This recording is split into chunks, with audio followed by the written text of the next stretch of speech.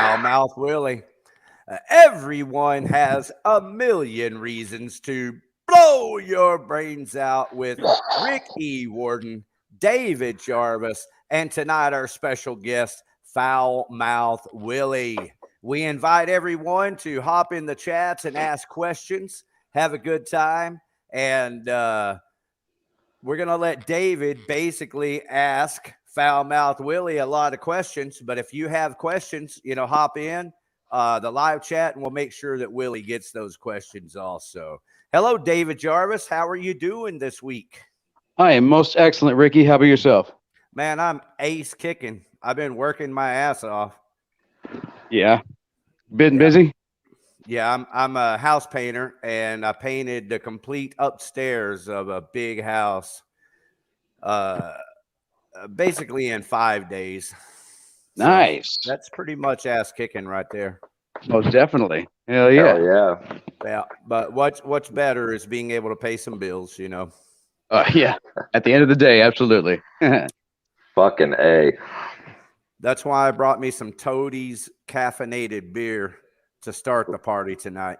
That stuff's really good. That stuff is really good. I'm drinking cheap Miller Light. Fucking got to keep my figure in check, Good luck. Oh, you're sexy as hell. You don't have to worry about that. I'm getting older and fatter every day.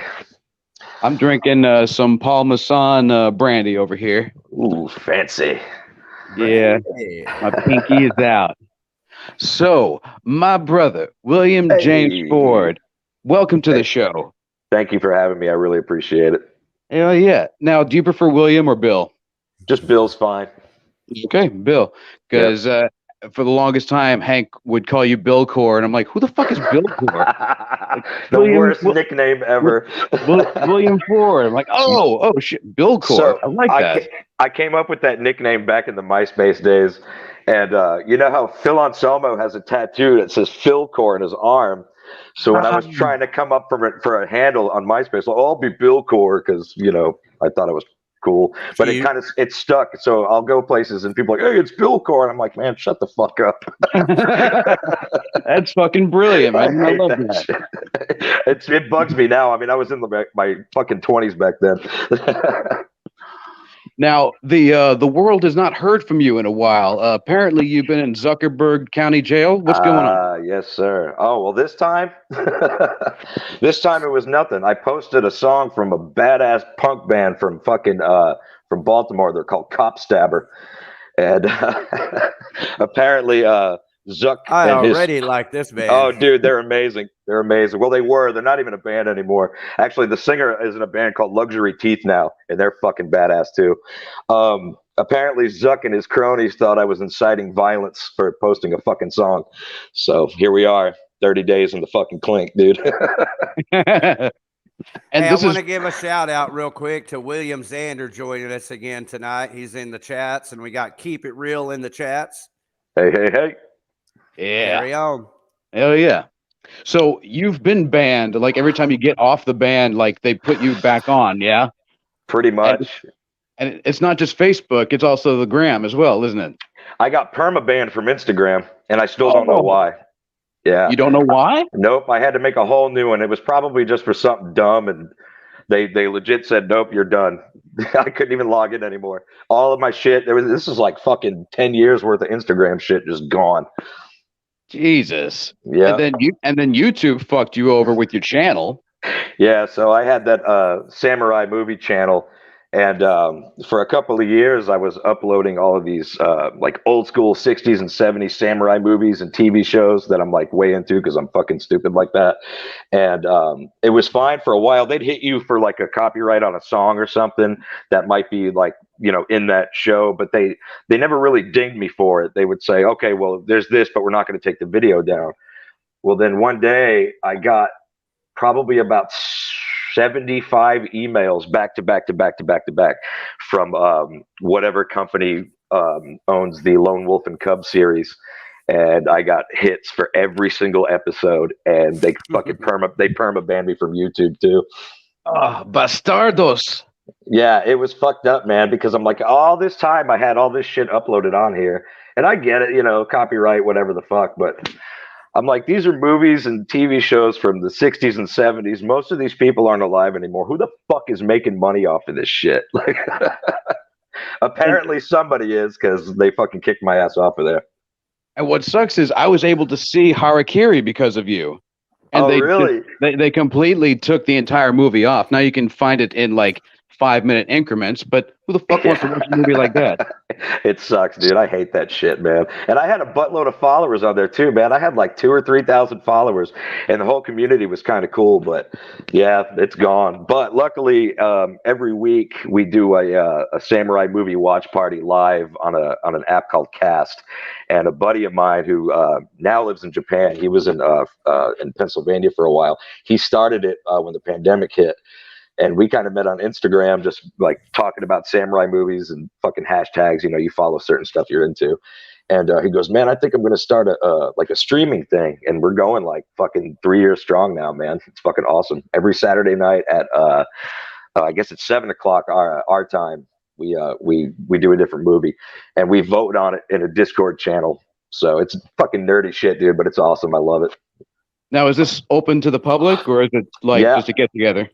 Yeah, everybody's welcome. You just got to fucking, I'll send a link. I used to have it in my bio deal. And I would always, you know, post, hey, you know, we're doing samurai movie night, but as you know, I'm always fucking banned. So now that's in Discord. Yeah, we have a Discord chat, but the actual streaming thing that we all watch together on is called Cast. It's KAST. It's free. Everybody's welcome. You just need the link. Now, Ron is my favorite samurai movie of all time. Where does that rank in your lexicon? Oh, man. You know, I haven't watched that one in fucking years. And it's a great one. And I can't even remember the plot. It was the old school. I think it was when like the Tokugawa was like taken over. I could be wrong about that. But like visually, that was a Akira Kurosawa movie, right? Yeah, 85. Yeah, I think it was one of his last ones, if I remember correctly. I can't remember. But it was. Great flick, probably like 3 hours long, and cinematic fucking excellence. I just can't remember a whole bunch of it because it's probably been 10 years since I've watched it.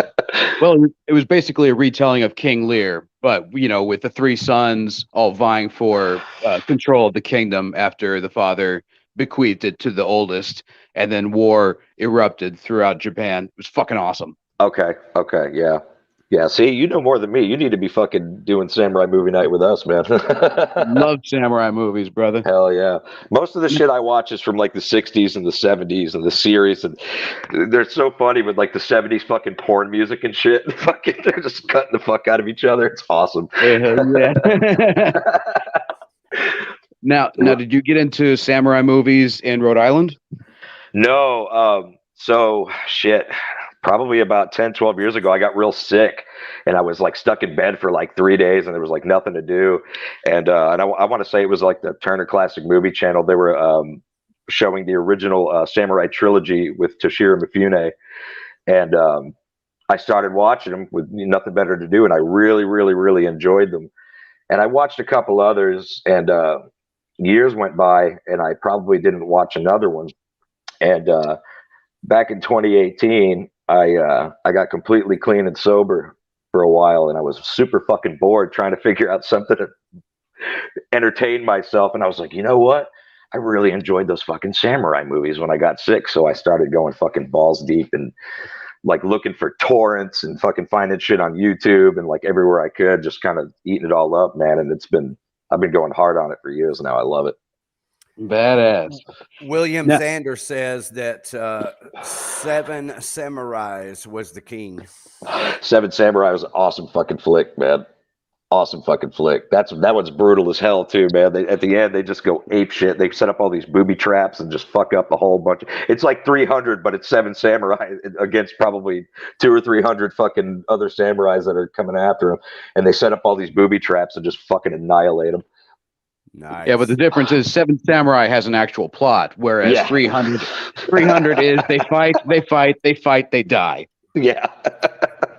Yeah, and there's always like a storyline and like a moral of the story in a lot of those older films, man. It's pretty cool. And we wouldn't have Star Wars without with Toshiro Mifune and Akira Kurosawa. and I know I'm pronouncing their names wrong.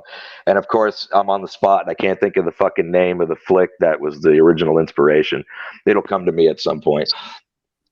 But yeah. I mean, if The Hidden anybody out there Fortress. is an original trilogy Star Wars fanatic, the characters of R2D2 and C3PO were taken from the two main characters from Seven Samurai that were always in the thick of shit and always barely escaping. That one and The Hidden Fortress. Magnificent Seven was based off samurai movies. Oh, no shit. Yep. Okay. Hell yeah. What was the Star Wars inspiration again, William? I want to say, what did I say? The Hidden Fortress. Okay, you spit it out there. I'm going to look it up. Yeah, I believe that was the movie. I could be wrong, but I believe that was the main inspiration for Lucas back in the day. Yeah, you're probably right. Yeah, Kurosawa was a huge influence on not only Lucas but cinema. Yeah. Oh, dude. Yeah. Like just insane. And I believe, and again, I could be wrong, but I read somewhere that Toshiro Mifune was actually offered the role of Darth Vader, and he turned it down. Dang. And, yeah, and I don't know if that's 100% true. You know how the fucking internet is, but if so, whatever. The dude was like the biggest star in Japan. He didn't need to do it, you know. And who would have known that, you know, back then Star Wars would have blown up like it did? So, right. Excuse me. George Lucas. Now, for the people out there listening, the reason I brought up Rhode Island is that's where you're from originally. Is that correct? Yeah, man. I was born in Warwick, Rhode Island. Nice. Now, yeah. How long did you live there before you moved down here? The first 17 years of my life. So you started drumming up there? Nope. I started drumming after I had moved here. Really? Yeah. So I originally wanted to be a bass player. And I really wanted to fucking be like Cliff Burton, because when I was real young, I was like Metallica, you know. And I'm talking like, you know, mid 80s, late 80s. I was like 5, 6, 7 years old, like super into that shit. Because we had some neighbors that were like teenagers, and they were all into like Slayer and Maiden and Metallica and Megadeth and all that shit back then. So like from a real young age, I got into it, and I wanted to play bass. Seek and destroy. Yeah. Yeah, we were all into Metallica. Oh, dude, yeah. So yeah, being a child of the 80s, you know, and my dad gave me a bass for maybe Christmas or my birthday or something. He lived out of state at the time, but he had one at my grandmother's house, and I wish I still fucking had it. It was an old fucking Fender jazz bass, like a 70s model. It was badass. I didn't know what I had at the time, and I think I traded it down the line for like a Super Nintendo or some dumb shit like that, you know. And so one of my uncles was kind of going to show me how to play, and he was like, "Hey, let me show you guitar, and you can kind of pick up bass from that." So I took like a few lessons, but it was one of those things where like I just wanted to fucking rock, and he was like trying to teach me scales, and I was like, "Fuck that shit! What the fuck is this?" You know, I didn't have the attention span for it. Hence why I'm still a terrible guitar player to this day. So you were punk rock without even knowing it? Yeah, pretty much, man. I just wanted to fucking play riffs and bang my head, dude. Now, would you say you got into metal before punk? Oh yeah, for sure. I didn't really get into punk until a little bit later. When I was probably 8th, 9th grade, which is about as far as I made it in school anyway. Fucking, I had friends that were real into like the New York hardcore scene. And so that whole New England, like Boston, New York, even in Providence, had a lot of cool bands. So like Earth Crisis, Snapcase, fucking then the old Cro-Mag stuff, shit like that I got into, and that's kind of how I discovered punk from that. Went back like to the Misfits and Sex Pistols and stuff. So now, how soon had stuff. you arrived in Texas that you decided you wanted to join a band? It was a couple years. So I moved here in '97. I was 17, and I actually, funny story, I met a chick in an AOL chat room who was fucking 10 years older than me, and that's why I moved here. I was 17 and she was 27. Excuse me. Texas girls. Yeah, man, she was wild. We're still friends too. After all, I've been here 26 fucking years now, and we're still friends to this day. I played guitar a little bit, and I wanted to join a band, and I can't even remember what local rag I found this dude in. It was probably the Observer. It was a dude looking for a guitar player, and like all I had was like this cheap, crappy Washburn guitar, and like a little practice amp, you know. So I show up to this guy's house, and he's like, "Dude, what the fuck, man?" So we kind of dick around a little bit, and he actually had a drum set up, and I kind of would just get back there and kind of just start fucking around. And I had some idea of like how drums worked, but at this point I was like I was like 19, so I'd been here a couple of years.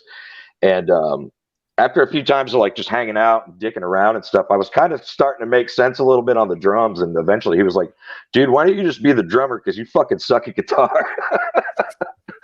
So that's kind of how that started, man. And I've been playing drums in fucking bands on and off for 26 years now, ever since.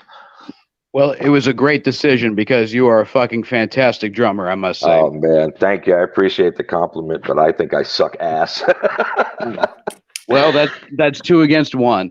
It's one of those things where I wish I could play like certain things, and then, you know, I just can't, you know what I mean? So I'm like, fuck. And, you know, I probably spent more time in the lifestyle of being in a band rather than trying to hone my craft. So I kind of kick myself in the ass sometimes, you know. But you play the way you play, and nobody else plays that way. Yeah, I guess so, man. Yeah, I try to. Now, when did you discover your love for Gigi Allen? Oh, geez, man. So it's kind of a love-hate because the guy was an absolute fucking piece of shit in real life. But so there's like 2 kinds of Gigi fans. There's the fanatics who are like super into it and like go overboard with his bullshit, and then there's like dudes like me who kind of got the joke, you know. And so much of that shit was just a fucking joke, you know. But I was probably 15, 16, and I saw Hated, you know, like everybody else, and I see this fucking dude on stage, butt ass naked, covered in blood, with his little fucking dick hanging out, shitting and pissing everywhere. And I was like, that's fucking awesome, you know, like that is fucking amazing. And people, you know how people are just like, how could you even think that's awesome? I'm like, I don't know, man. I just fucking like the fact that the guy got out there and did exactly what he wanted to do, said exactly what he wanted to say, and just didn't give a flying fuck about what anybody had to say about it. That's what I like and love about Gigi Allen. Dude, I love that documentary, and what was so crazy is that it got to the I think it was Phil Donahue portion, and I was like, wait a minute, I saw that episode because my mom and gran were religious Phil Donahue fans, and I was like, I know, I've seen this before. Holy shit! Okay, yeah. I thought he was just another scumfuck, but he was actually the scumfuck. He was the fucking scumfuck, man. I've actually got some cool shit, like his brother Merle, when Murder Junkies still tour. To this day, when they come to town, man, they signed a whole bunch of shit for me for my birthday and shit. And fucking, I actually have a fucking Dino Sex drumstick that was shoved up his ass. Yeah. As a matter of fact, I got it right here, dude. Hang on, I'll show it to you. There's no shit on it, but yeah, this is the actual. This is the drumstick, and he writes all this crazy shit. Yeah, he's like Hank the Third and says like Dino Sex, I love you too forever. Like that dude is fucking as whacked out as they say he is, man. The dude's just a trip. Like just talking, like he'll have a normal conversation with you, but he kind of goes off. And the first time I met him, you remember the Boiler Room in Deep Ellum? It's called something else now. Oh yeah, so I remember. They were playing at the Boiler Room, and this is probably like 2013. And it was the first time I'd actually seen Murder Junkies play. And I'm in the bathroom taking a piss, and I walk over, and fucking there's Dino Sex, big fucking weird looking motherfucker with this red hair and his fucking, you know, green beard. And I'm like, oh, hey, Dino, I'm Bill. Nice to meet you. And he takes my hand and he fucking goes, kisses me right on the fucking lips, dude. I was like, holy shit. First man I ever kissed, man. And it's funny, I got a friend named Haley, and he did the same thing to her that night, and she's not into dudes.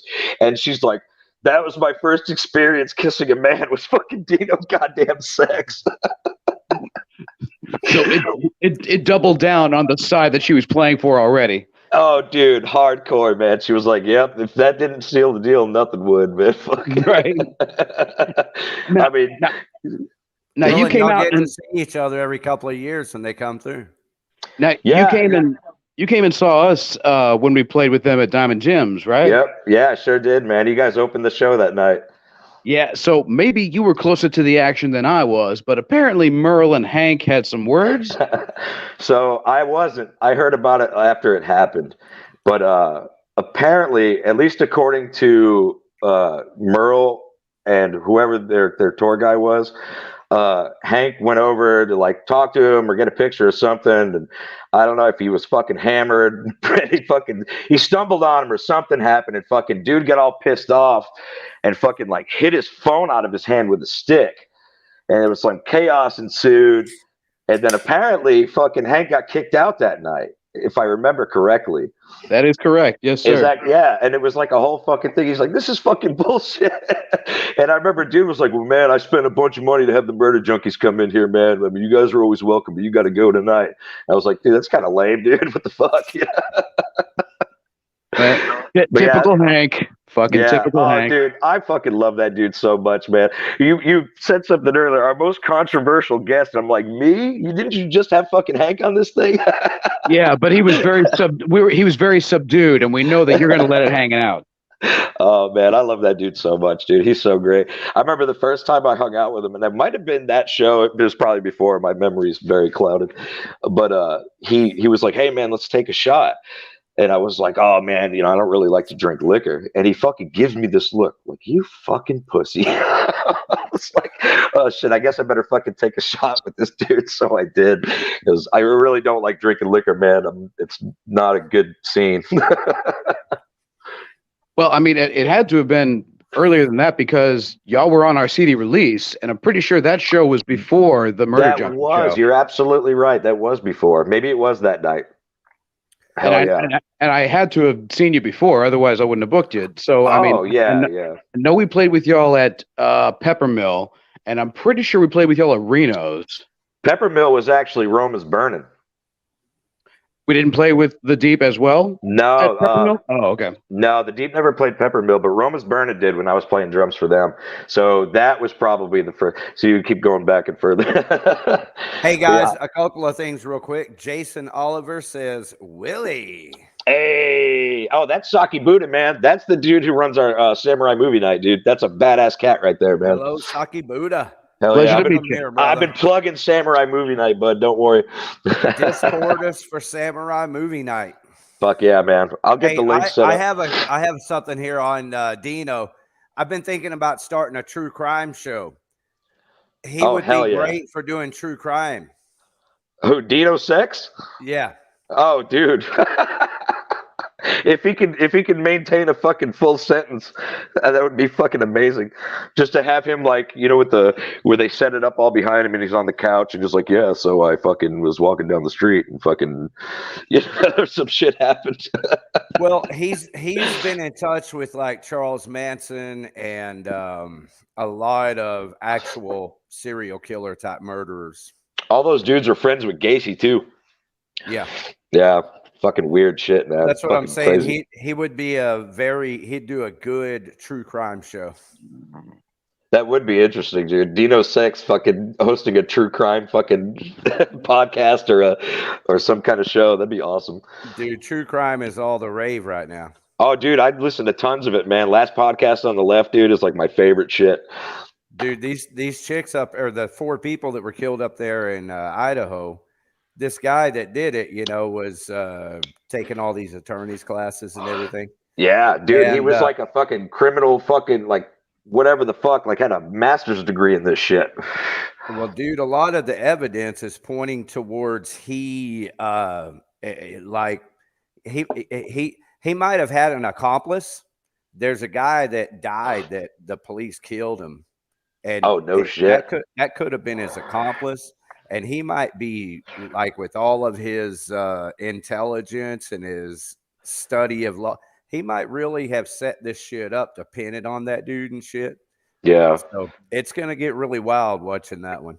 Yeah, and it's still so fresh, and stuff keeps coming out, and fucking there's been misinformation, the media, and all that bullshit. My wife and I watched a thing about it just last night. It was like a 2 hour fucking episode, and I guess he was in some forum, trying to talk to people who had killed people and like asking them all these questions. Well, how did you feel when you approached your victim or your target and all this crazy shit? And just the way they piece it together, of course, makes them look absolutely guilty. But who the fuck knows, man? I'm ready to see what unfolds with that because it's pretty fucking crazy. Well, again, what's unfolded is that guy that was killed by the police. He was like his roommates called the cops on him for threatening the roommates and stuff. Oh, and no so when shit. the cops got there, he wouldn't submit and all that, and they ended up shooting him.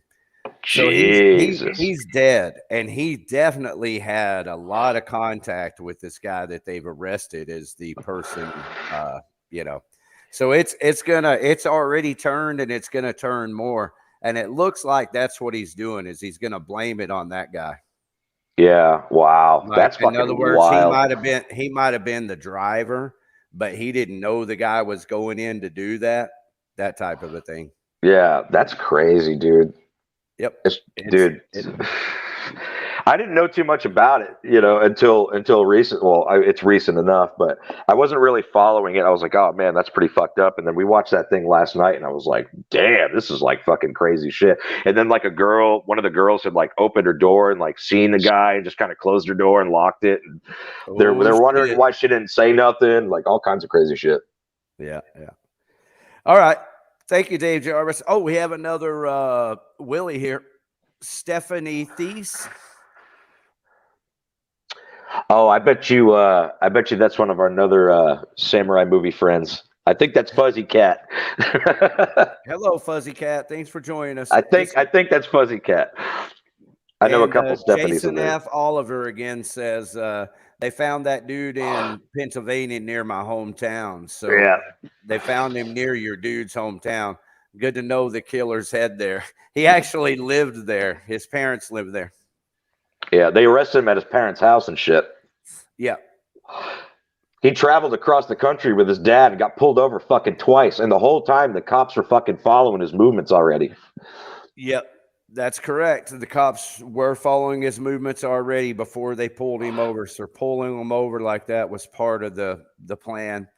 Here's another crazy part about that is that trip driving all the way back across the country, it already been planned for a while because the semester had just ended or something. There was a reason why, but it already been planned for a while. Yeah, that's fucking so nuts, dude. They showed the body cam footage of them pulling him over. It's like, oh yeah, we're just going to get some Thai food. Like, I just killed 4 people. We're gonna go get some fucking Thai food. Like this fucking asshole. This is one of the best analogies of the chick that closed her door. She knows snitches get stitches. She's like, oh shit, that motherfucker just murdered everybody. And then nobody called the cops till like noon the next day. Mm-hmm. Or like later in the afternoon, some shit like that. I'm like, yeah, there's some weird shit gonna happen. The conspiracy theories are gonna fly. That's for fucking sure. Oh, they're already flying. Yeah, shit, dude. It's massive. It's international. People. That's the biggest case ever, all over again. Because true crime is growing more and more all the time. Yep. Especially when it's pretty white kids. Would you call yourself a big conspiracy theorist, Bill? No, not at all. No, I mean they're fun. They're fun, but after a while, I'm just kind of like, ah. I mean, anytime there's a hole in any story, you can come up with something. And people, well, I'm not a conspiracy theorist. I look at patterns. I'm like, well, if you really dig into just about anything, you can find some kind of pattern.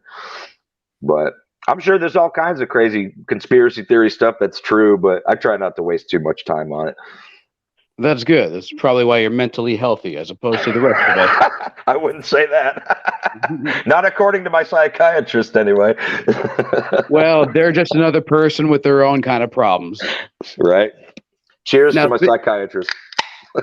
Cheers. Now, tell me, you worked with Hank. What was it like working with Hank over at the smoke shop?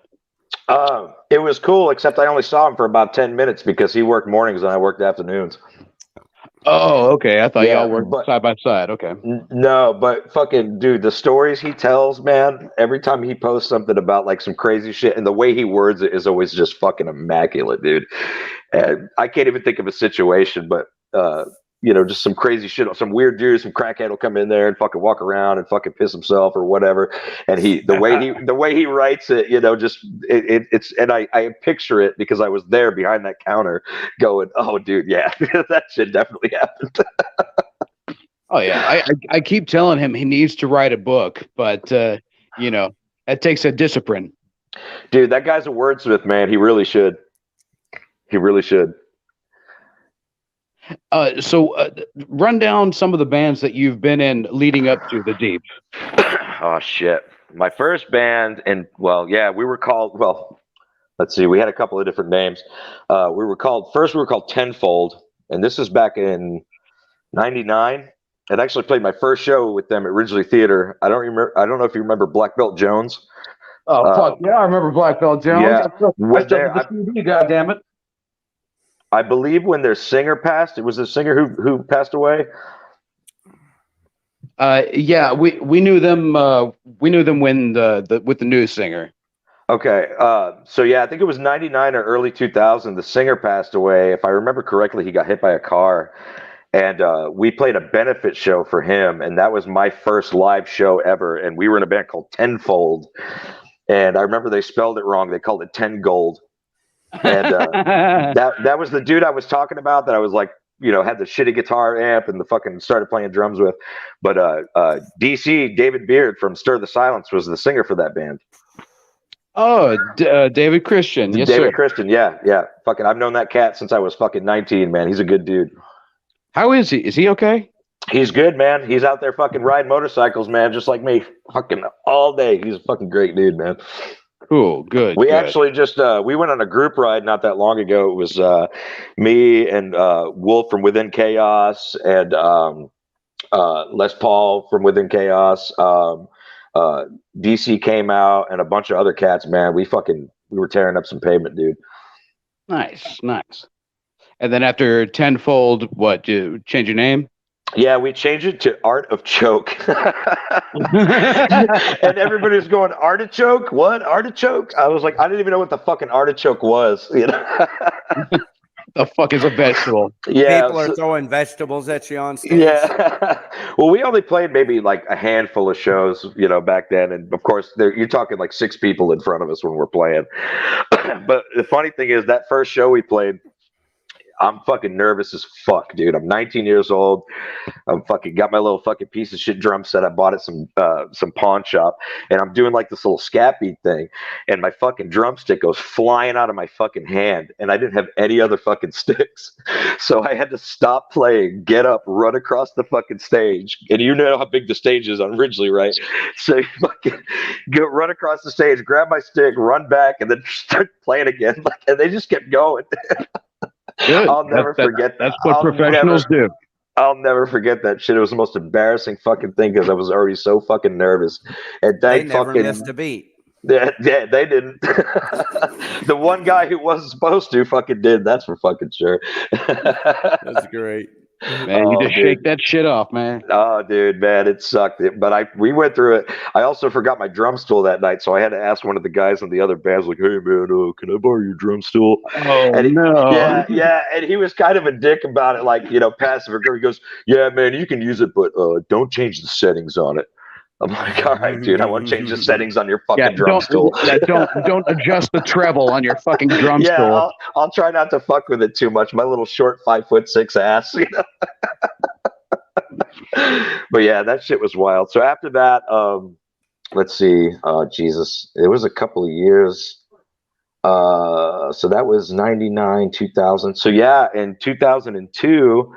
I actually met my current singer/guitar player, Brandon, at a Down show at Deep Ellum Live. I was playing with this dude named Chucky, who was in a band called Subtracted. And we had just kind of met at like some party somewhere or something. He's like, "Hey, man, fucking, yeah, you play drums?" I was like, "Yeah." And I had just kind of started rebuilding my kit because it had been a couple of years. And I had gotten out of that relationship I was in, and I was living in Dallas somewhere with some roommates. So I put my drums together, and this guy randomly shows up at my apartment and picks me up, and we start jamming together. And we meet this dude Brandon at this Down show, and it was fucking awesome at Deep Ellum Live, fucking back in like '02, fucking great. I still have the ticket stub, and we kind of hit it off, just started talking, and long story short, we got that band going, and that band was called South Leaded, and we played a lot of shows, and we did an album between '02 and I want to say '05 is how long that band lasted. Hey, Stephanie Thies is loving hearing the Young Willie stories. Young Willie, making me feel old as fuck. Now, this album you speak of, is it available online? No, and I don't even have any copies of it myself. It was pretty fucking terrible. We were like a really bad Korn ripoff with like death metal vocals. It was bad. I mean, we thought it was cool at the time. You know, we were pushing it pretty hard, and we did pretty good, like with shows. We got together with like 3/4 Ton. You remember those guys? Absolutely, they're still around. Yeah, they're playing again. We played a lot of shows with them back then, but that kind of all fizzled out. There was a lot of substances involved in that band, so that kind of fizzled out, and we decided to go our separate ways from the singer. And Brandon and I started Suborn from that. And we literally took all of our shit from the jam room. We played at Hot Tracks in Garland, Chuck Frizzell's place. And we were moving our stuff out, and Chuck was like, what are y'all doing? We're like, man, we're done, man. We're getting the fuck out of here. You know, we were paid up and everything. So, and he was like, no, man, y'all got to fucking stay. Y'all got to keep doing this, you know? And I think most of it was him just not wanting to lose, you know, a customer or whatever, but fuck, he was always cool to us. So we said, fuck it, you know. He goes, I got this other room downstairs. I'll let y'all fucking have it for like a real cheap price. I can't even remember what it was. It was something like probably $300 a month, which back then was awesome for rehearsal space. And we moved our shit down there. We started Suborn. We got Eric Adams on guitar, who used to play for Plastic Tongue for a period of time, I believe. He grew up with Brandon. And then we got this dude, man, who came in first? Anyway, we got this dude, Shane, for sure. And we put an album out with that band too. And that one's not available, but I do have a copy of it somewhere. I need to put that shit up somewhere. But we pushed that band pretty hard for about 4 years or so. We opened up for like Mushroom Head and Divine Heresy, which is one of Dino Cazares' side bands. Yeah, we did some national stuff, and that we had gotten a different bass player. Mike from Earthrot was our bass player for that last couple of years, and he was real good at like pushing us and booking shows and shit like that, because the rest of us were so goddamn fucking bad at it. Like, I just want to show up and play drums. I'm not good at promoting and booking and all that shit. And that's a shame, because you're a publicity magnet. Like anything you do, people pay attention. Which I don't understand, because I'm so fucking boring. I'm only funny on Facebook. In real life, I'm just a regular fucking middle-aged fucking turd trying to like make a living and raise his kids up. You know? You have some beautiful kids, by the way. Thank you very much, man. They keep me on my toes. Yeah, you have a very nice family, man. I must say, I love seeing the offensive shit that gets you banned, but there's a warm, gooey spot in my heart for those pretty pictures of y'all just going out and doing family stuff. I'm not gonna lie. Oh, thanks, man. I appreciate it. I'm full of shit 90% of the time. I'm just having a good fucking time. Yeah. Now, all the offensive stuff is just me fucking spewing out whatever comes into my head. Well, it's the punk rock in you. Now, around this time, is this when you developed your love for like the sludgy, you know, Crowbar-esque metal that is the Deep? Yeah, well, Crowbar I've always been a huge fan of. Beavis and Butthead introduced me to Crowbar, like most people. Love Crowbar, Down, fucking Soylent Green, fucking I Hate God, all those fucking badass fucking NOLA bands and fucking all that shit, dude. It started resonating with me. And I've always been a huge Black Sabbath fan too. So all of us doom, stoner, sludge guys are all nothing but a bunch of Black Sabbath ripoffs, and we're not even mad about it. Well, I got to say, I've heard 3 tracks off the Deep album, and they sound fucking phenomenal. Thank you, man. When do you think that album is slated for release? We got to go in and plug in a few more things, just kind of touch up some guitars and get it mixed. But for the bulk of it's done. We just got to finish up. Our bass player got sick real bad with COVID right before Christmas. And we got to come up with a few more bucks to go back in and finish it up. So that's the plan with that. So I'm going to say spring. Tentatively springtime. Yeah. Awesome. And are you looking to have a CD release or an album release of some sort? Oh yeah, dude. Once we get it done, we're gonna figure all that out, man. Like, we need to get you guys on that shit, dude, because that'll be fun as fuck. Oh, that'd be great. What venues are you looking into? We would like to debut your new music here on our show. Man, that'd be great. I was gonna say, play some of the stuff I sent you, but I was requested not to release anything yet, so I won't. and we respect your wishes. However, whenever that shit is done and ready to be listened to, please send it our way. We will plug the shit out of it. Fuck, dude, thank you so much, man. That means a lot. Thank you. Yeah, Ricky, it's fucking phenomenal. He sent me 3 songs. The mixing actually was not bad, but I understand what he's talking about. But Ricky, this shit sounds fucking awesome. Hell yeah. Yeah, the mix isn't bad. It's just not done yet. You know what I mean? So, John Gerner from Session Works produced that for us, man. We went in there for 2 days, and in 2 days we hammered out fucking 9 songs. And doing that shit in 2 days, you're gonna have to go back and kind of fix some things here and there. It's not really anybody's fault. It's just we packed a lot into a short period of time, and then we went back and listened to it. We're like, yeah, we better go back in there and fix a few things, but nothing that anybody else wouldn't do. Now, are these all tracks that you came up with after you reformed the Deep, or are there older classics involved? About half of them, yeah, because the Deep's been around since like 2016. So we there was kind of a break there, because after Suborn, I was in Resurrect for a while, and then I think I didn't play. Sam? Yeah, with Sam. Yeah, Sam. You just had Sam on here. You mean Outlaw Video TV's own Sam? Sam Grun. Sam's last name? Grun. Sam Grun. I think that's his real last name, unless he lies for the internet. I'm not sure. But no, he's a fucking great dude, and he's a phenomenal fucking bass player too, and he's a phenomenal guitar player. Someone else is a great Primal Martin. Is that a dude or a chick? Says, what up, Bill? Hey, what up? I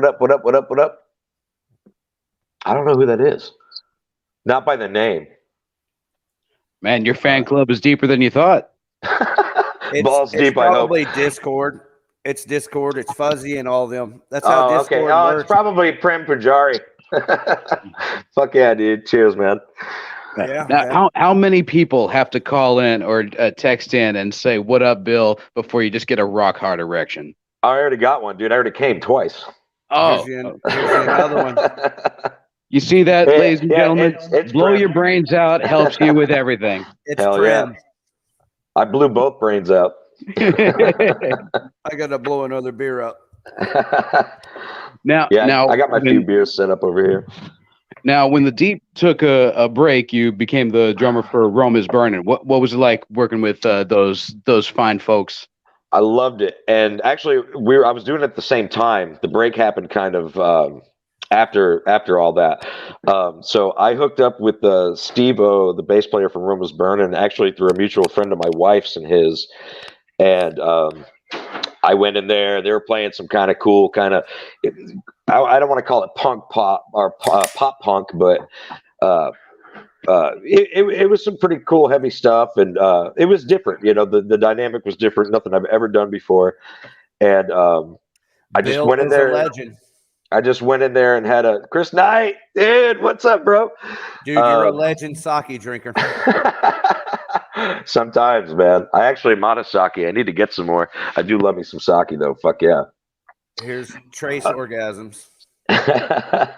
Your coming made me come. I forgot what I was talking about because cum and sake came into the picture and just threw me off. Oh, you're good. That's we were okay. Talking about That's part of what this experience is about, man. Yeah, You just gotta roll with these punches, man. It's a lot better than sitting here. We were talking about the theatricality that is Rome is Burning. Ah, yes. And there was a lot of theatrics. The singer, man, Tito, he always had like these costume changes. And it was it was super cool. Like when we would play live shows, he, like in between like every other song, he would like somehow like I think he had like 8 costumes on, and he would like rip a layer off and come back out. He'd be like a weird Statue of Liberty, and you know, his lyrics were kind of politically charged in some instances, but he would always go, "We're not a political band." It was funny as shit. They had a song called "Just Don't Vote," which actually was the song that turned me on to him. It was real. It was a fucking cool. It was just a lot of fun, man. So I played with them for a couple years. Yeah, no. Well, and it was funny because you had me and Shannon, who were like the older dudes in the band. So Shannon and I are like in our fucking 40s, and then Steve-O, the bass player, he's probably late 30s, but Tito and Elisa were still like in their mid 20s.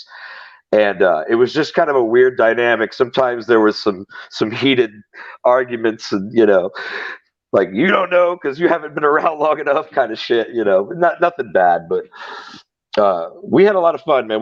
I played a lot of fucking shows with those guys. We went to Oklahoma on this little trip and fucking played in some small shanty like trailer thing, kind of like the double wide, but like way more crusty. A shanty trailer in Oklahoma. It was like a trailer that they converted into a bar and had a venue. But dude, there was like a song about this, the Shanty Girls. I wish we had. I wish we had, but there was like fucking 300 people in this place that night. It was like fucking outskirts of Oklahoma City, and everybody was at that fucking show. And it was fucking amazing, dude. We did a Misfits cover. We did Ghouls Night Out, and they had this big sign up that said no covers, and we didn't notice it until afterwards. We were like, man, fuck your rules, dude. Yeah, I doubt highly they would recognize that one. I don't know. Well, I think the sound guy did, because he was like, oh, you guys aren't supposed to play covers. We're like, fuck you. Yeah, no shit. Play whatever the fuck I want. Eat my dick, asshole.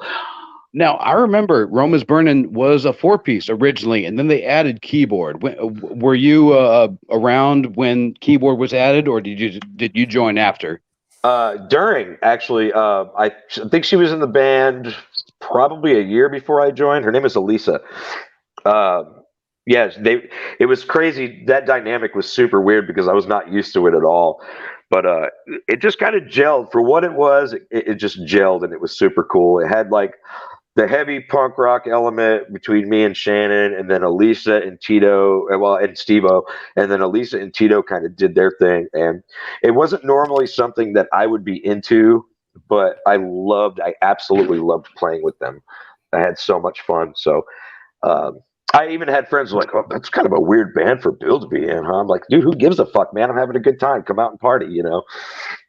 Yeah. Have you seen the Fords, Shannon's new band? No, I haven't seen him live yet, but Shannon and his wife actually came over here and had dinner not that long ago, and we had some good conversations, and fucking he played me some stuff before they released it, dude. It's fucking phenomenal, and that's the band that Shannon needs to be in. That's the punk rock band that I want to be in. Oh, dude, yeah, I've heard some shit. Their drummer is fucking phenomenal. I'm not trying to say shit, but fucking dude, they're awesome, man. Like that is Shannon's shit, dude. He's a phenomenal guitar player, phenomenal fucking dude. Like, so glad that he's a part of my life. Oh, dude, I've heard some of the Ford stuff. It sounds fucking awesome. And then I saw a picture of the whole band, and it's funny that you say Shannon was one of the older members of Rome is Burning, because he's actually the youngest member of the Ford. You gotta love us old fucking punkers, man. Well, y'all are still playing original music. I'm sorry? Well, y'all are still playing original music. You know, y'all aren't y'all aren't dialing it in like so many others. No, and yeah, he's going strong, man. He's doing great, dude. He's fucking married, fucking chilling, working his ass off, playing fucking good tunes, dude. Fucking love it, dude. It's fucking awesome. Now, how did the Deep get formed? So Brandon and I had been playing together on and off for years and years. And so it was me and him. He had a little jam room, another place in Garland for a while. And I was kind of on figuring my whole fucking shit out for a couple of years, but he kind of kept his jam room. And we would go in and start working on some kind of stuff. He and I have always really gelled well together, playing. Like he and I can get into a room and fucking just riff for like 2 hours and come up with like something. You know, we have probably 8 albums worth of riffs that need to be compiled, you know, in one way, shape, or form to make actual full songs. But our bass player Kelly, we've known her just as long as he and I have known each other. She practiced at the same place that we practice at, which was Chuck Frizzell's place, like I was telling you. She was in a band back then called Nonetheless. And I remember them. Yeah. She was the guitar player, and she also did backup vocals for that band. And she also does vocals and guitar for the Dave Grohl tribute band. It's called Grohl. And she does that shit constantly. Like Grohl's constantly out there playing. Yeah, like if you're into tribute bands and shit, they're fucking phenomenal, dude. Like even Dave Grohl likes them. It's a whole thing. It's been a few years, but I've seen it. Yeah, they kill it, man. She's a phenomenal musician, phenomenal singer, and we always like partied together, hung out together. Like I sleep at their fucking house. Like when I was going through a whole bunch of stuff, I didn't really have a place to stay. Her and her wife, you know, let me basically fucking live at their place for a while. You know, anytime I needed a place to crash, I was there, and it was cool. And we helped her build her home studio. So eventually the three of us got together and started kind of doing this thing, and she wanted to play bass in a band, and fucking dude, she's fucking killing it, man. We, you know, since 2016 we've been doing this thing, and we're just now kind of starting to really push it and put our stuff out there. Well, I must say that the stuff that you're putting out there is fucking phenomenal. I cannot wait for that album to come out. Thanks, man. I really appreciate that, dude. We're working hard on it, dude. Everything that could get in our way has over the years, and that's why it's taken so long.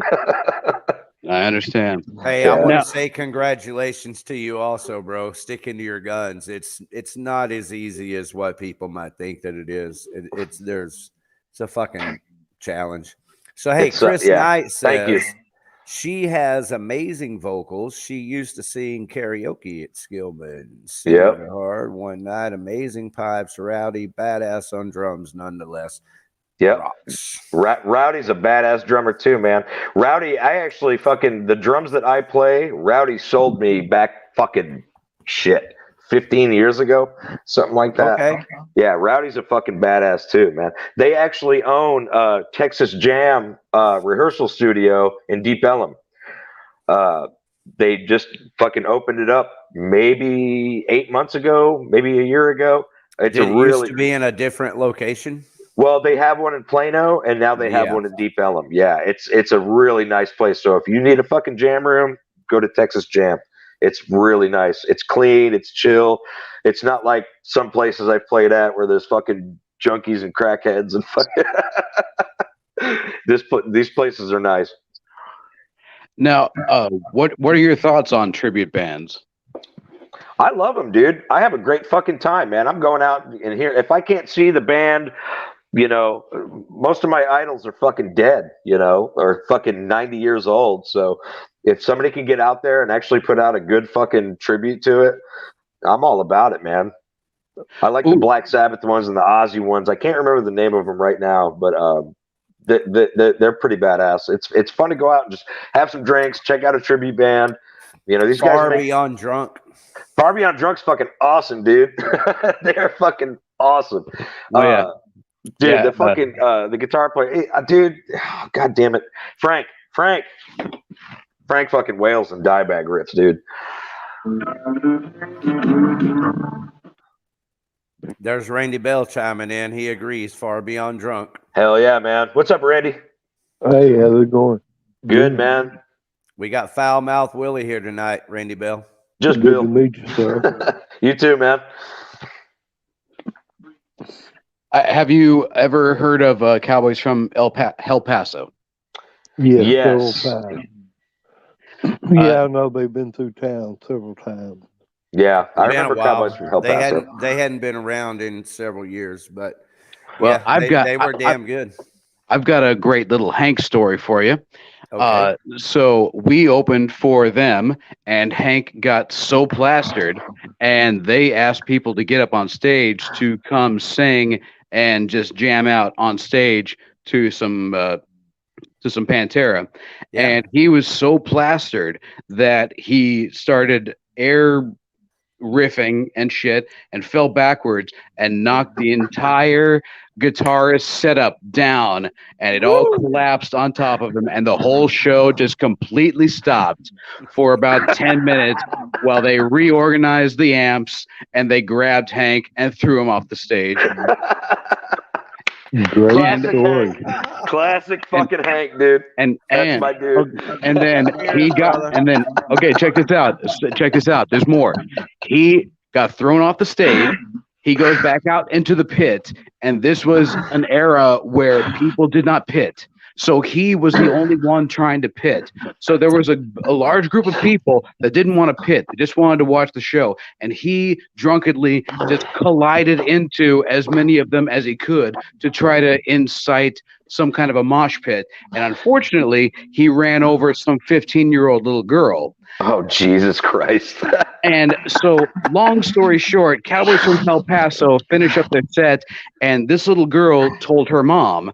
Her mom told all of the people that they came with that this is what happened. This asshole just knocked over this little girl. And so 15 little emo kids and their moms surrounded our van until we left. A whole bunch of skinny jeans and horny old women. We got kicked out of San Antonio because of one person. That's fucking amazing. And that's why, dude, Hank is probably the most punk rock person I will ever meet in my life. Abso-fucking-lutely 100%, dude. Hank is the epitome of fucking punk rock, dude. That guy gets so much fucking street cred, it's not even funny. You guys hear that? Go buy the new Dank record and help this fool pay some bills.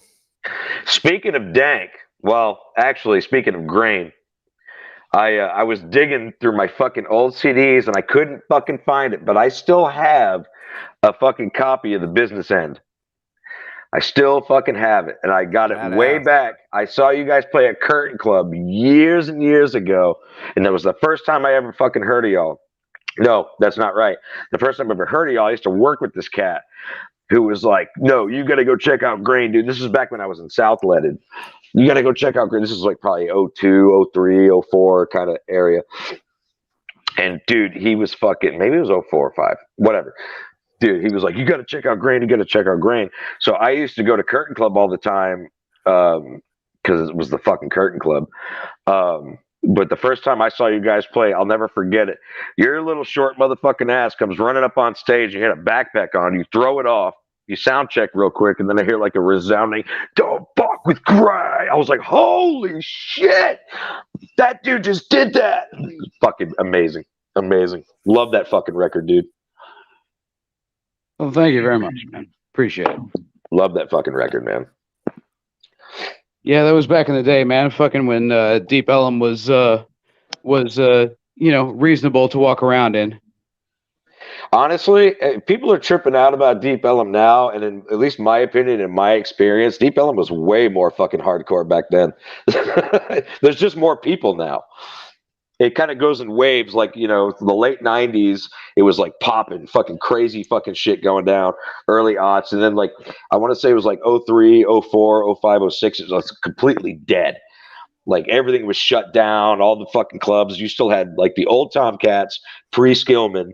You had Reno's, which had basically just opened up at the time. Trees had taken a shit. Curtain Club was still around, and that was basically it. And everything else was kind of desolate.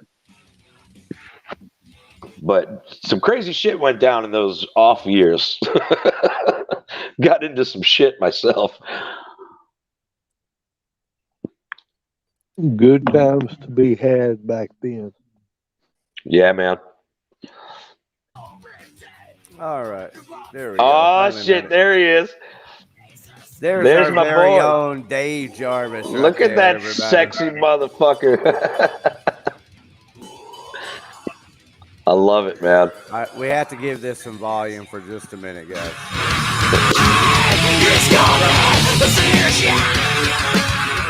Fuck yeah.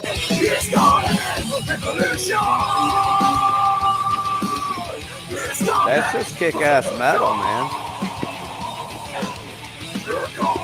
Yeah, dude. Grain was fucking amazing. Dave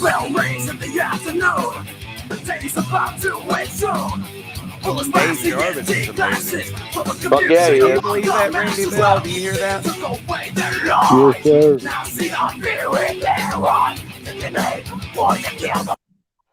Okay, I'm turning that volume down, not because I'm concerned with getting a copyright infringement from Ray, but for Randy Bell. That's Dave Jarvis singing right there. Did you know that? No, I did not until now. Very, very good. Isn't Oh, that yeah. kick-ass, dude? That's David fucking Jarvis right there. I'll be Shouting that shit right out. back, y'all. He almost sounds like Phil Anselmo. Very good stuff. One Dave, I hadn't told you, but dude, you do a good job on this podcast with Ricky too, man. Oh, thank you, brother.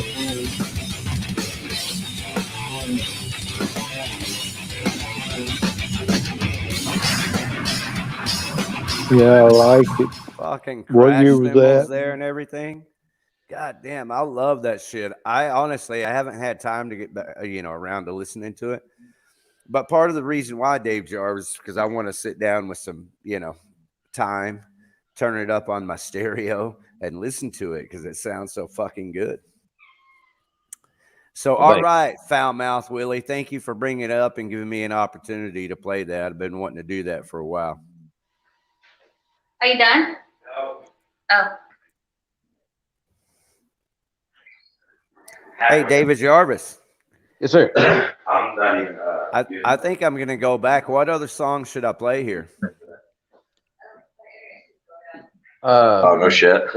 Well, let's see. I gave you links Yeah, it comes right to. out. Yeah, I'll give you links to the Cullen and Favors video. Sorry And, about that. yeah, Oh, so you're all I'd say good. probably Cullen and Favors. We're just playing around, having a good time. I had to drain the main vein. It's a good time to do it.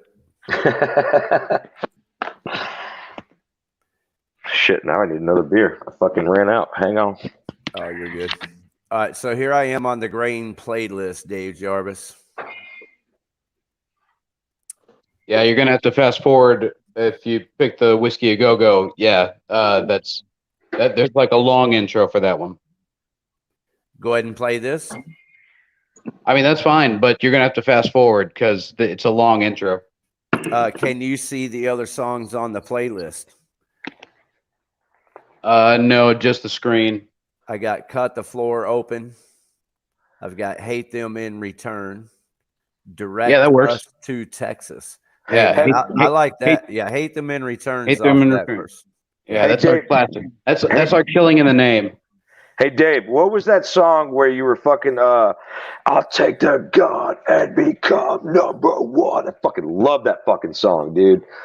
Oh yeah, that song is called Number One. Yeah. Okay, yeah, dude. That fucking whole that fucking intros, dude. That whole song fucking just used to make me go nuts. Fucking love that shit. Willie, thank you so much. We're gonna do one more. Fuck yeah.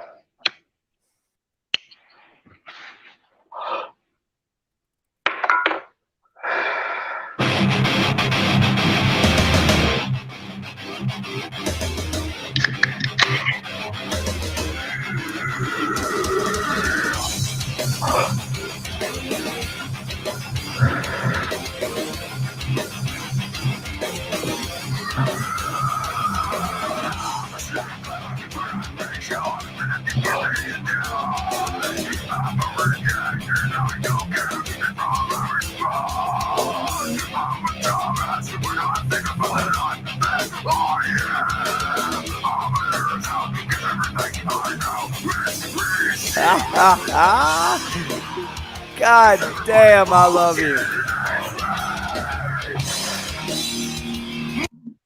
All right. Hell yeah. David Jarvis, Yeah, you're a beast. I fucking love you, dude. Yeah, we were deep into Beastie Boys type of video making at that point. So we were trying to emulate, So What You Want with every one of our videos. You guys were fucking hot tickets back then, man. I remember I was like wanting to get a show with you guys, and I couldn't even get in touch with you. Bro, I'm listening to the music. I'm not even watching the video. I'm listening to the music.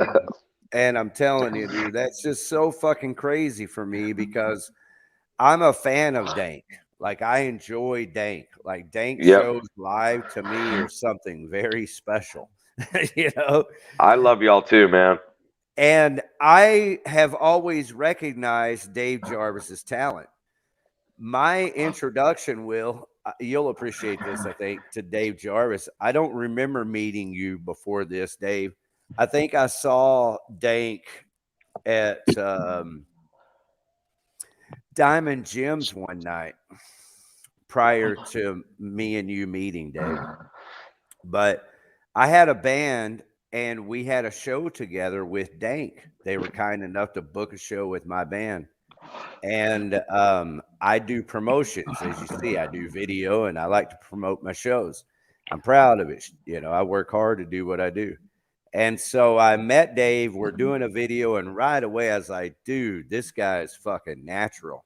Like off the hook natural, Hell yeah. Oh yeah, and absolutely. Here we are all this time later doing a show together, and it's pretty kick-ass. But the point is that I remember hearing about Grain and that, Dave Jarvis was in the band and shit. And I might have even listened to a Grain song in the past once or twice. I don't know. But dude, come on. This is kick-ass music. And to think that David Jarvis is there screaming that shit out like it's nothing, it just blows my mind. We need a fucking Grain reunion. Yeah, good luck on that. Well, I'm not going that far. I wasn't expecting that. I just want you to know David Jarvis is my friend and a fellow head-banging metalhead. That's fucking good music, dude. Absolutely. Thanks, brother. I appreciate it. All right. Yeah, we were actually offered a record deal by the singer for Unearth, but then he read the liner notes of our album and said, "We are not worthy." And so ever since then, I have hated Unearth. Really? Damn it. That's Hey, you know who plays bass for Unearth now? See what you get for being an artist. Fucking Chris from Turbine North plays bass for Unearth. Really? Oh, dude, we used to play with Turbine North all the time. Yep, us too. When I was in Saborn, when they first moved here from Alaska, we played their first show, and it's a completely different band now. The brothers, the drummer and one of the guitar players, aren't in the band anymore.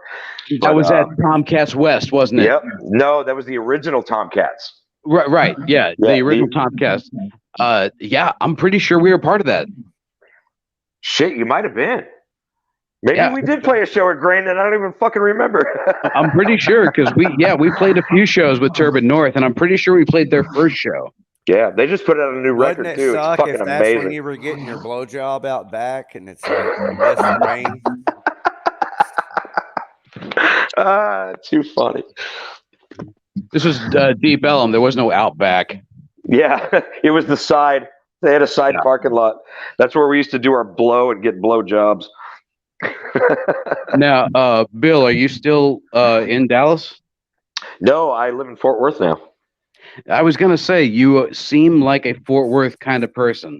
I fucking love it out here, dude. I lived in Dallas for the first fucking 20 years, man. And the traffic and the fucking obnoxious ass fucking hoity-toity fucks. I couldn't stand them, and plus, riding a motorcycle in Dallas sucks complete ass. Like, literally, when you get into Dallas County on a motorcycle, the roads change. And your fucking whole shit is all fucked up. But out here, dude, it's fucking chill, man. I love it. Now, when did Rome is Burning, break up? or was it just like that y'all just never came back to practice? So okay, so I didn't get into trouble, but I had some things going on and I got put in timeout for a little while. Let's just say that.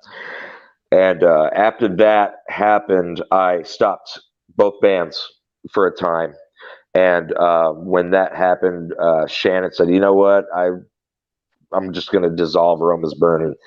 So he dissolved Rome is Burning, and I was on hiatus for a couple of years. Had to get clean and sober and go through all that shit. And then he started playing with Fords. And here in the past year, well, right before COVID hit, the Deep started playing again. And we started practicing because it had been a couple of years. I didn't do anything. I was, trying to get my life together. And we started playing again. And then COVID hit, and that completely fucked us because our bass player has a job that requires her to very much quarantine and all that crap because she works with children. So that was the end of Rome is Burning, and the birth of Fords came from all that. I didn't realize Shannon was the archetype of Rome is Burning. That's surprising to me. Absolutely. Like him, Tito, and Steve-O started that band, I believe, in 07, 08. They were a band for about 8 years before I joined. Yeah, I always assumed Steve-O was the head of that organization. I think he was like the main promoter type dude in that whole deal, but Shannon also played a very heavy part in that too. At least to my understanding, pre me.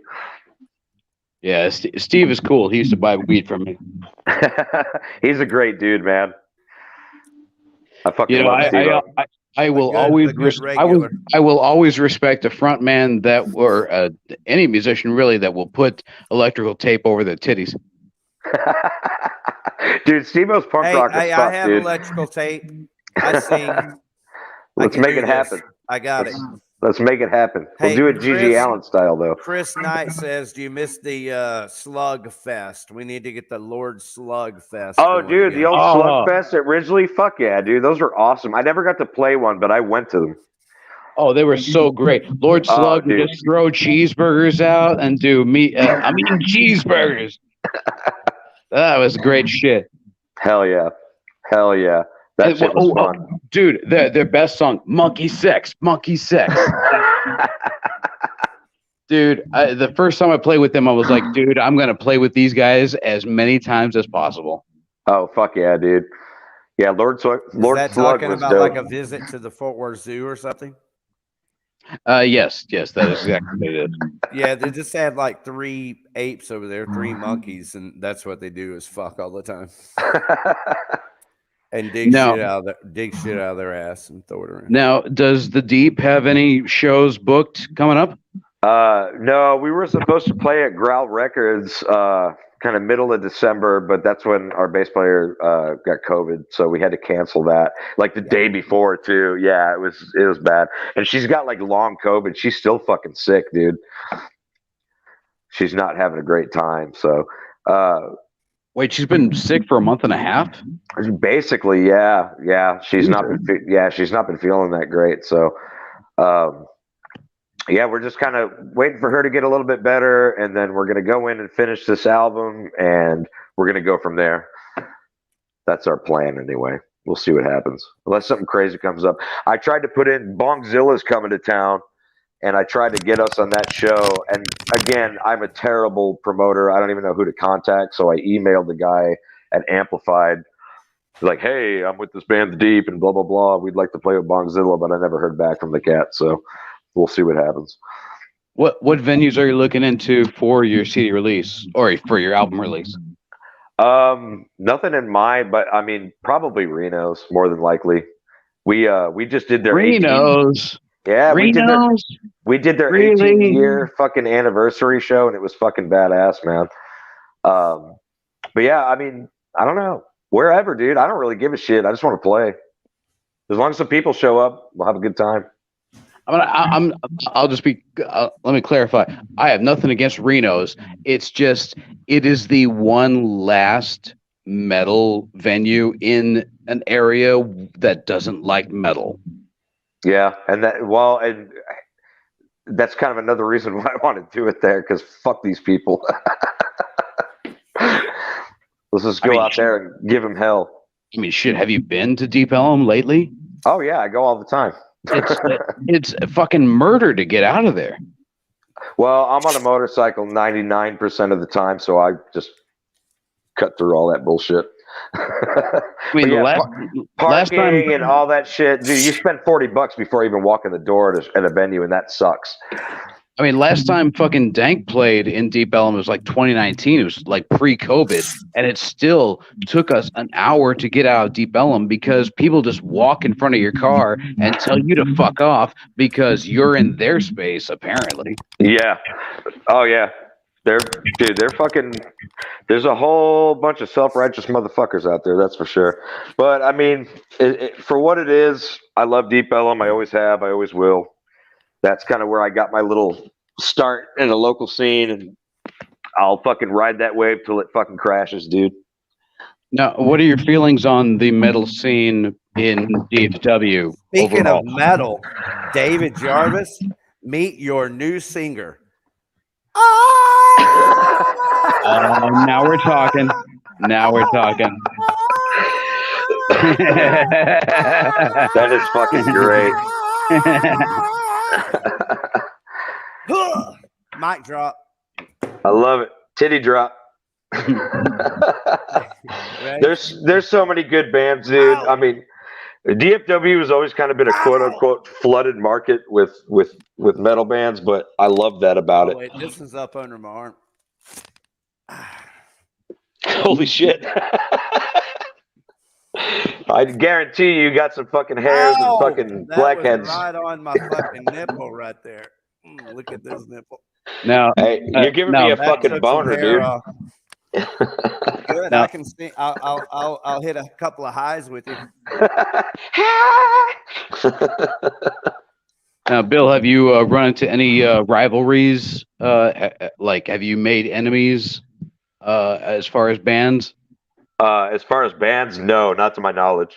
I don't think so. I've never been into any of that shit. It's fucking there's a lot of drama that I've noticed, and I always hated that in music because it's real jockey to me, and I don't fucking dig that shit. You know, we're all out here trying to fucking do our art and fucking show it to people, and I think we all need to fucking just kind of have each other's backs. I always thought the whole competitiveness thing in music was fucking lame as shit, but it always kind of has been a thing that I've seen, and I don't fucking like it at all. I hate it. And most of those bands that come out, they act all cocky and this, and we're fucking badass and blah blah blah blah blah. Those are the bands that don't fucking last more than a year or two. And then I'm like, oh, I thought you were a fucking badass, but here you are, not playing in a band, so go fuck yourself. Now, are there any national bands that you'd like to open up for with a Deep? Oh shit! Well, like I said, Bongzilla is one of them. Dude, I would love like to be able to open up for like Crowbar or fucking any of those fucking big sludge bands. My favorite fucking like doom band right now is Monolord. They're fucking phenomenal. I would love to open up for Monolord or Windhand. Windhand's fucking amazing. They're from Richmond, Virginia, I believe. Shit, dude, there's so many. I just don't know how to get on those shows, without the whole pay to play thing.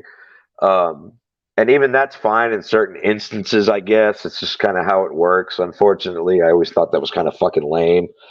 But yeah, dude. Does the Deep plan on touring at all? Well, the idea of it's great, but in reality, we're all 40-somethings with jobs and kids and spouses, and the stars would have to align in order for that to work out. Lame. Yeah. We're not 22 anymore. We can't just drop everything and take off and fucking go play shows for a month, I mean, So, you could. yeah, I mean, I guess we could. Maybe a couple weeks or like a regional tour here and there would be cool. You know, that's probably something we can manage. I mean, in the words of our brothers from Irate over in California, you can do a 2-week tour and never leave Texas. And yeah, no shit. That's true. You could literally play 14 dates in a row and never hit the same place twice and never leave the state of Texas. Absolutely. Yep. That I'm down with. Absolutely. And I've done little small regional tours like that over the years. Texas, Louisiana, Oklahoma, that kind of shit, you know. What's some of the craziest shit that you've experienced playing live, especially out of state? Well, it wasn't out of state. We opened up for Mushroom Head. I want to say it was back in 07 or 08, and I was in Suborn at the time. And it was the most people we played in front of. It was when Fat Daddy's was in Louisville. And there was probably a fucking good 1,000 people at that show, dude. It was fucking packed.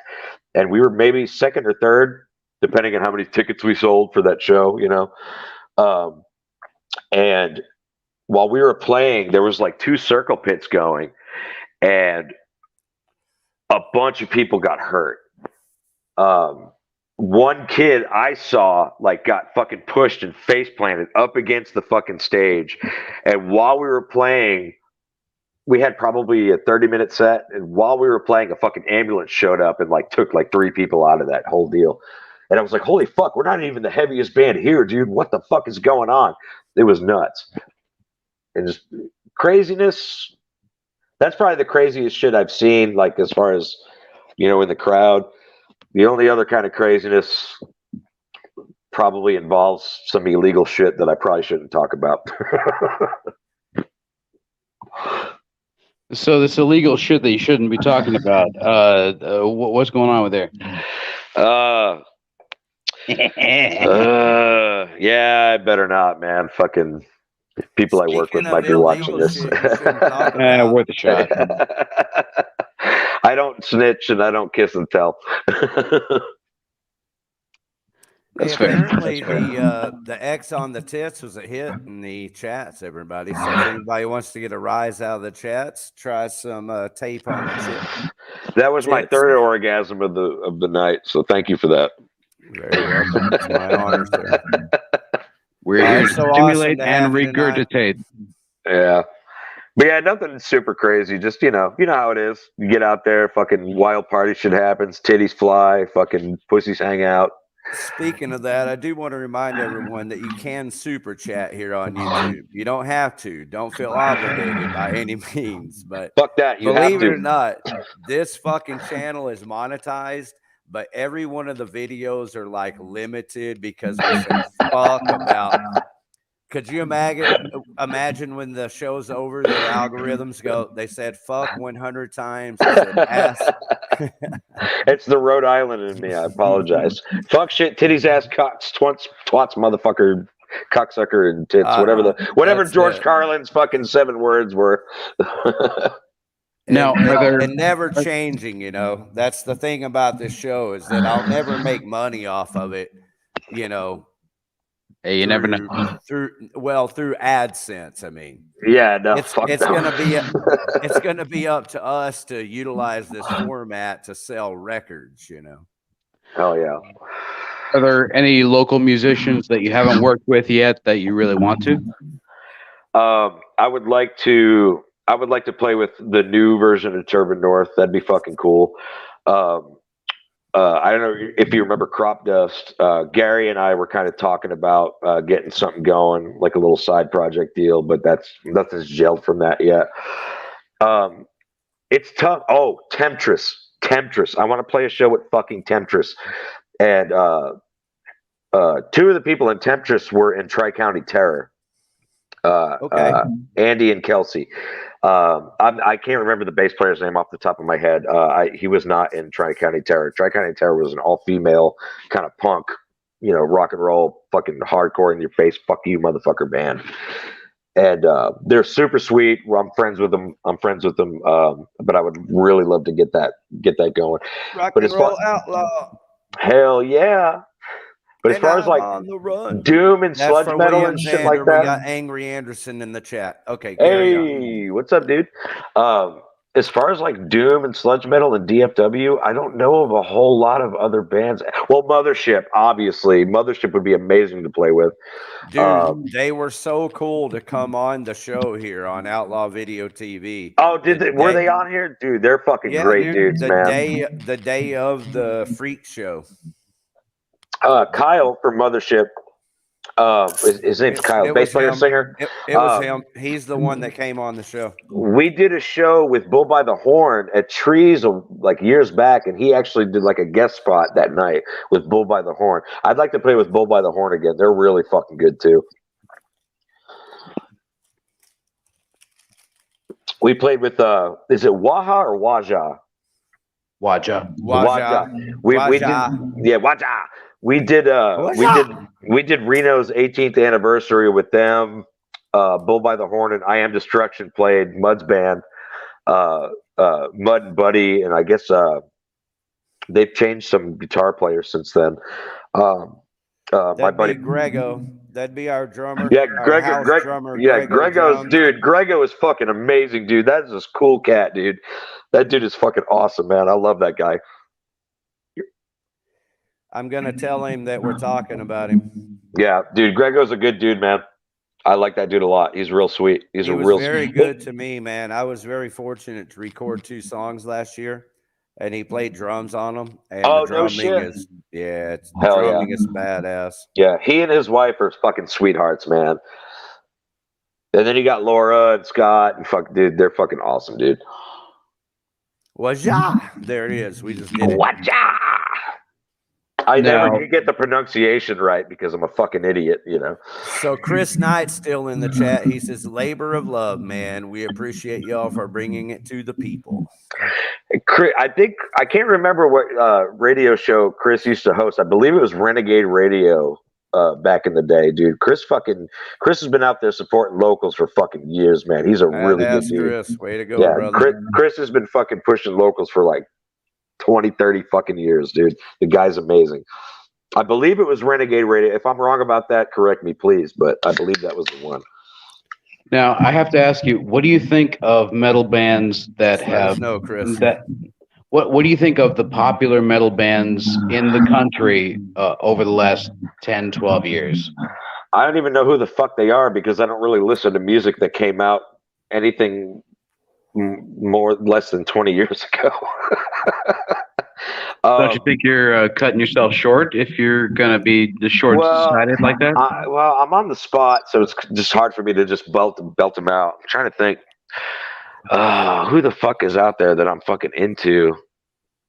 Well, some of the bands that we grew up with that are still selling are like Disturbed, Slipknot, Lamb of God. I loved Slipknot's first 2 records, fucking phenomenal. I love Disturbed's first record. Everything after that, not so much. I was a huge Marilyn Manson fan back in the 90s, but his first 2 records were like, first 3 records were great. Then everything else after that, for me anyway, got to a little electronic, you know. Wasn't too into it. Who else? I love fucking Derek Green as a vocalist of Sepultura, and a lot of people are gonna fucking hate me for that, but I fucking love that dude. I met them one time. It was the late 90s, early 2000s. They played a show, and I met him and Igor Caballero, which is like my fucking hero fucking drummer. I have no beef like Max versus fucking Derek Green and Sepultura. I love that shit. Fuck, who else, man? There's so many. I love Black Label. God, it's hard to say because I listen to so much fucking different shit, dude. I listen to everything. My favorite singer of all time is Otis Redding. So I've got like my playlist is like Otis Redding, fucking Tennessee Waltz, and then it's like Anal Cunt, You're a Cop. You know? It's just kind of all over the place, you know. Who is Anal Cunt, You're a Cop? Well, no, Anal Cunt is the band. Yes. They were a band from Boston or the Boston area.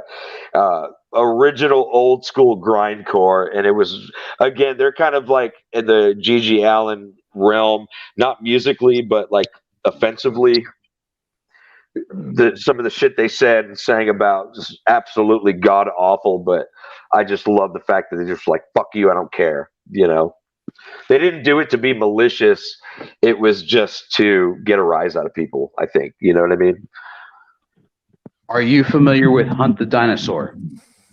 I've heard of the band. I've never heard their music. If you get a chance, as I would assume that you're a Mike Patton fan, yeah? Oh, I love Mike Patton. Fuck yeah, dude. Mr. Bungle, fucking goddamn. Oh, dude, fuck yeah. Okay. If you're a fan of Mike Patton and you're a fan of Cannibal Corpse, absolutely.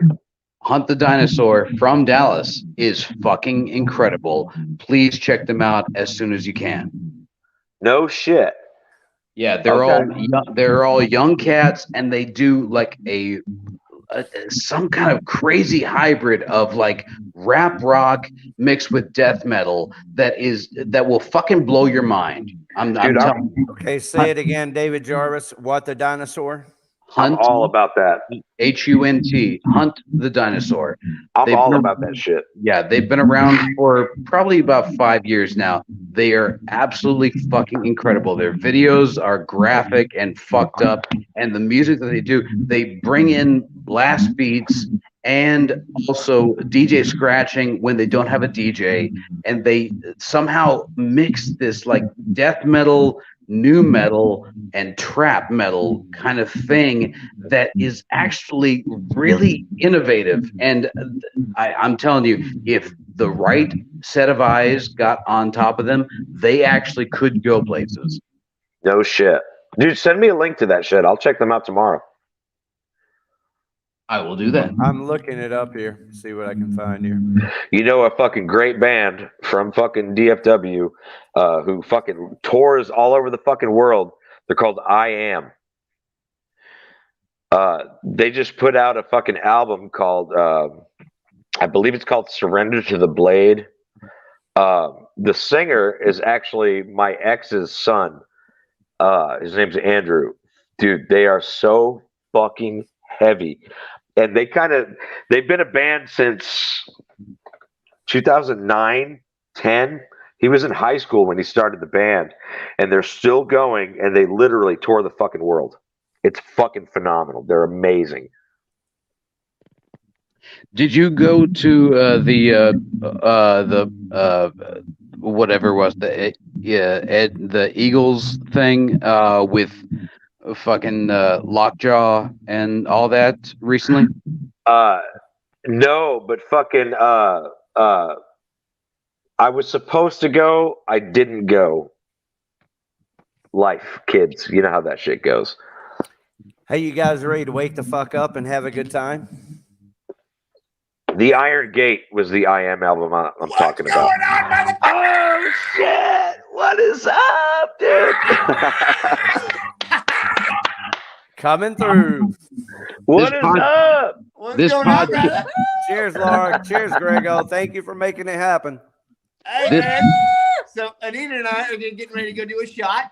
So get ready. Let's go make this happen. Come on, guys. You want to bring you a shot? I'll bring you a shot. Got it. I got a cold one. Yeah. Okay.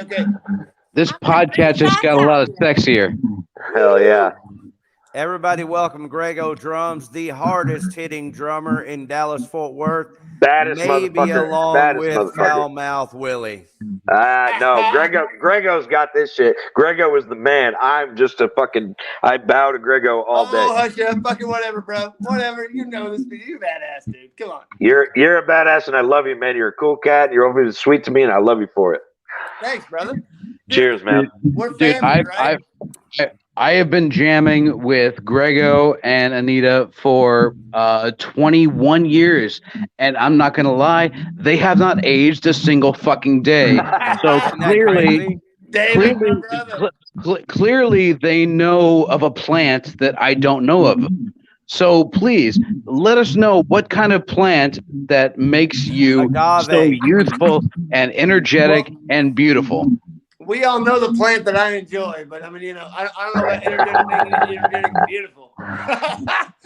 Along with that plant is agave, Grego. Grego. Love of music, it's tequila. Yeah, he's a tequila drinking motherfucker, man. I love that, Grego. Oh yeah, dude. To my baby's kill ya. gonna get us some shots. To Yeah, kill you. That's Dude, I'm my not gonna lie. I've been trying to sign on. We've been trying to sign on for like an hour. Oh, no shit. I swear to God. It's like, I need the right link, man. I need the right link. I want to sign on, dude. We're all ready to go. Let's do this. We've done Well, it's a we've good drank thing like that- half a fifth. So they're it's trying a to good sign thing on. that we started talking about you because that's why I went ahead and contacted you. Right Yeah, on. I blame Bill. It's all my fault. My bad. My bad. Sorry. My bad. Cheers, Hey, guys. hey, Grego. Hey. Hey, that show we played with you guys for Reno's 18th anniversary was fucking badass, man. I want to do that shit again, man. That shit was mad fun, dude. Agreed. That was badass. Hey, Like Anita, different genres and fucking everybody was having a good time. That was an amazing night. Yeah. we need the correct pronunciation of WAJA. Yeah. Tell it. Waja. Waja. Okay, I got it now. Yep. So if you say it fast, it's like Waja. Waja. That's it. I will never Waja. again say Waha. I was trying to be all politically correct and said Waha. Yeah, go on, man. If we live in the Waha. South, you know, Waja. what are you going to do? How can I make the camera wider, man? Turn your phone over. Look. Now this whole thing is Oh, very. yeah, that works. Okay, that This, works. Closer to this it. whole interaction is very serendipitous because Waja is also recording their new album as Session Oh, Works. check Yeah, this we- out. Yeah. Waja is done. Yeah, We they're have done, dude. More tracks. Yes. Were So y'all? I were- did Lovesick Drug, our new CD. That's Session another Works. band I want to play with. Love Such We're- Drugs is fucking we're- awesome, dude. Wait, were y'all recording at the same time? Were y'all recording at the same time? Weeks apart. Yeah. Because I we- think you guys finished your shit like a month or two before we started ours. Yep, and when you started yours was right about the time Waja started ours at Session Works as well. Hell yeah, Oh. dude. So we did so basically Lovesick Drug, we're done. The CD is in the bag and we're just waiting to set up a release date. And then Waja, same thing. So I've got two bands that I play with and we're both working on CD releases for spring and both projects came out of Session Works. Hell yeah. All right, now, That's Bill, like a double Bill, fuck now, badass. Bill and Grego, y'all need to coordinate what weekends y'all are going to release your album because y'all better not be releasing your shit the same weekend. Y'all better not fucking do that shit. We'll figure it out. Don't make us have to choose. Do not make us have to choose which venue we go to. All right, do like Haltom did, where they were like, okay, Ridgely Metal Fest is going to be this weekend. We're going to do our shit the next weekend. So y'all better not intersect y'all shit, man. We're gonna try not to, man.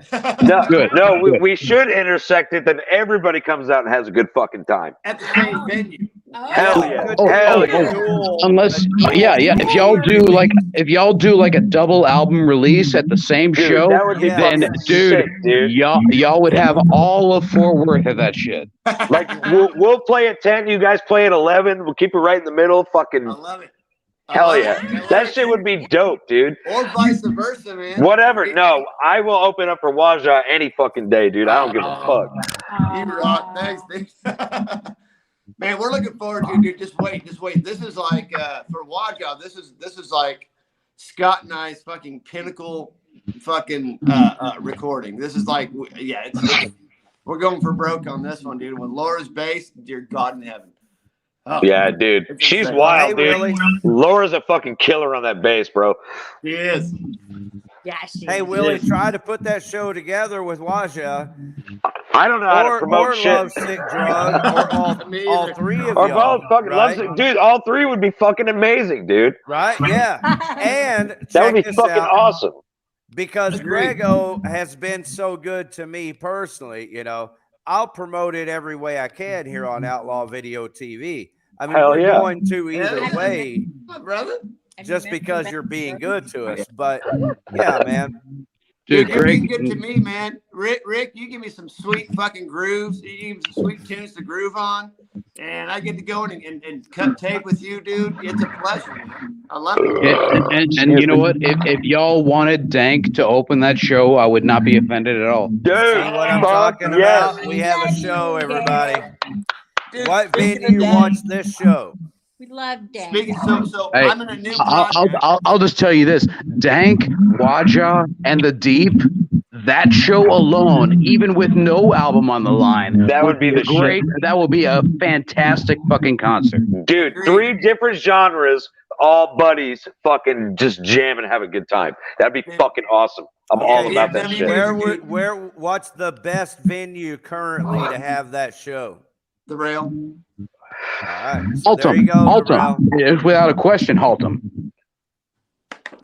Haltom Right on. Theater. I dig Haltom. I'm going to keep my mouth shut on that one.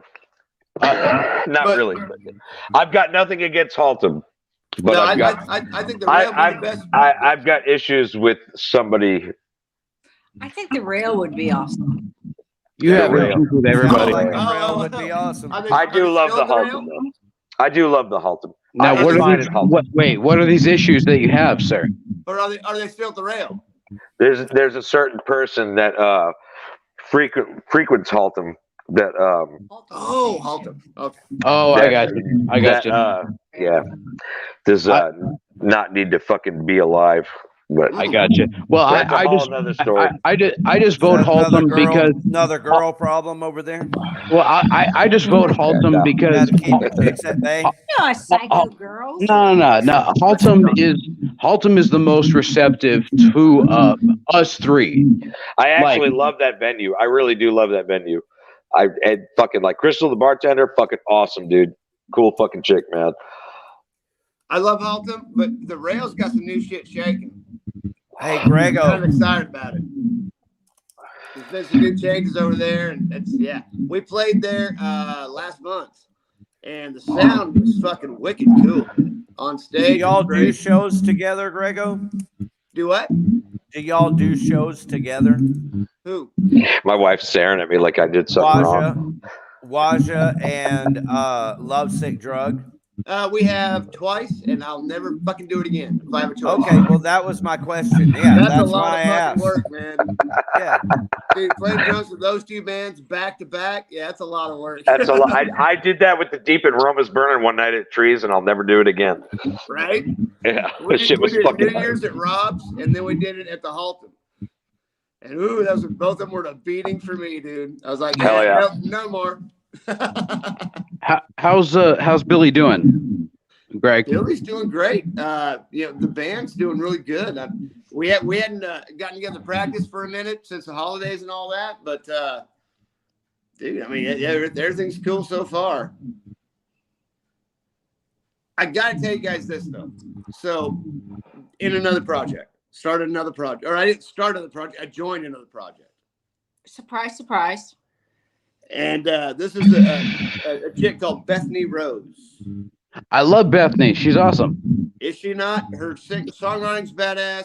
Love her. It's a whole different vibe than the whole hard rock and metal thing. It's more acoustic and singer-songwriter with a fucking nasty heavy edge. But we're doing our first show at Rob's on January 27th. By the way, my birthday. Her birthday show. My birthday show. But just saying. For me, it's a whole different vibe. I've been playing hard rock and metal for in this town for years. Hey Willie, check your audio. This is a little different. So it's gonna be yo.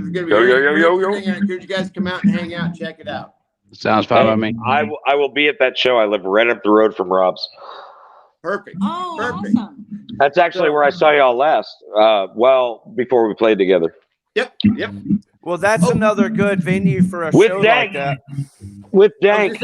And Dank, in my opinion, you guys be a great fucking band to play with. And we are now the Bethany Rose Band. It's not Bethany Rose and her band. We are Bethany Rose Band is the name of the band.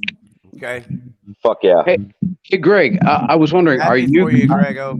Hey, Greg, are you going to be a part of the Snot tribute band that Laura and Scott are trying to form? What? Snot! I don't know. They haven't invited me yet. Maybe, maybe I not. don't think we know anything about that. Dude, I would be I fucking love Snot, dude. Fucking Snot is like one of the fucking greatest of all time. Fuck yeah. Honestly, probably not. Only because I really don't know Snot that well, and there's probably other drummers who know them better. You're fine. Well, that's Sorry. too bad because they only had one album. I know, but I've never really been exposed to them. You know? Oh, dude, they are the Yeah. perfect Oh, blend. dude. They're the perfect blend of punk and metal.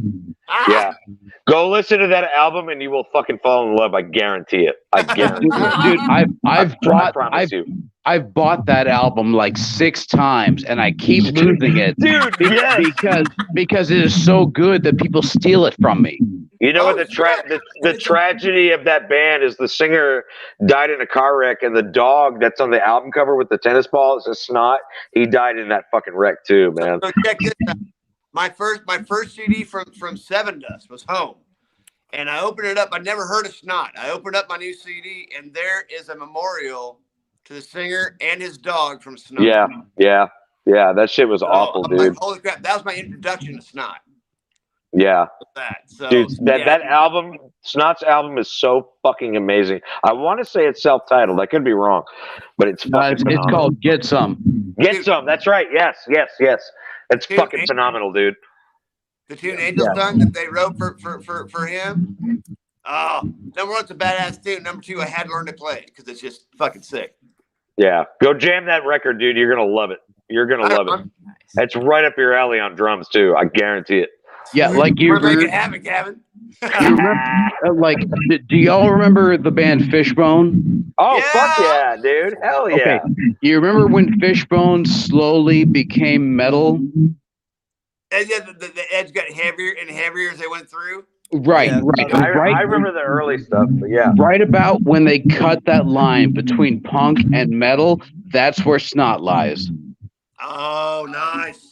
Dude, It's like That's fair. punk. It's like punk funk, and like they do like these cool interludes that are very Beastie Boys esque. Like Oh. they're fucking wonderful, man. The You Get boys know I Some. love the funk, so I'm down with that. If nothing else, Snot has a song called "My Balls Your Chin." At the very least, check that song out. "My Balls Your Chin" by Snot is fucking wonderful. Dude, when we got the phone, when we got the chat here, we're gonna fucking pull the album up on YouTube Music. We'll check it out. Absolutely. Hey, we can pull it up right now unless Unless NBC Universal has a problem. Okay. Well, Chris Knight in the live chat likes "My Balls Your Chin" and also says Chris Knight knows what the fuck is up. Chris Knight, what's Fishbone going is on, a unique motherfucker? band. Hey, I Chris remember- Knight's been in the live chat all night, Grego. Oh shit! Nice. Why don't you speak up, brother? I Oh, he remember- has been. Yeah, keep it coming, Chris Knight. We got William Zander in the live chat. We've also Oh got yeah, I can't see the live chat text. Plus, yeah, I can't see that well. Wait. I remember seeing. Man, I went to go see Nonpoint over at the Canyon Club, and they covered "Snooze Button" by Snot, and that was the best song that they played. And you Snot, like that, Grego? What's that? dude. Go ahead, Dave Jarvis. Oh, I was just gonna say I saw Nonpoint over at Canyon Club back in like 02, 03 or something like that, and they covered "Snooze Button" by Snot. And Nonpoint, all their original music is fucking amazing, and still their cover of Snot stole the fucking show. Nice. Damn. Yeah. Yeah. So I gotta check this album out, dude. For real. Kind of like these guys stealing the show right now on the screen. Look at those good-looking kids. You like that, man? Isn't that a cool feature?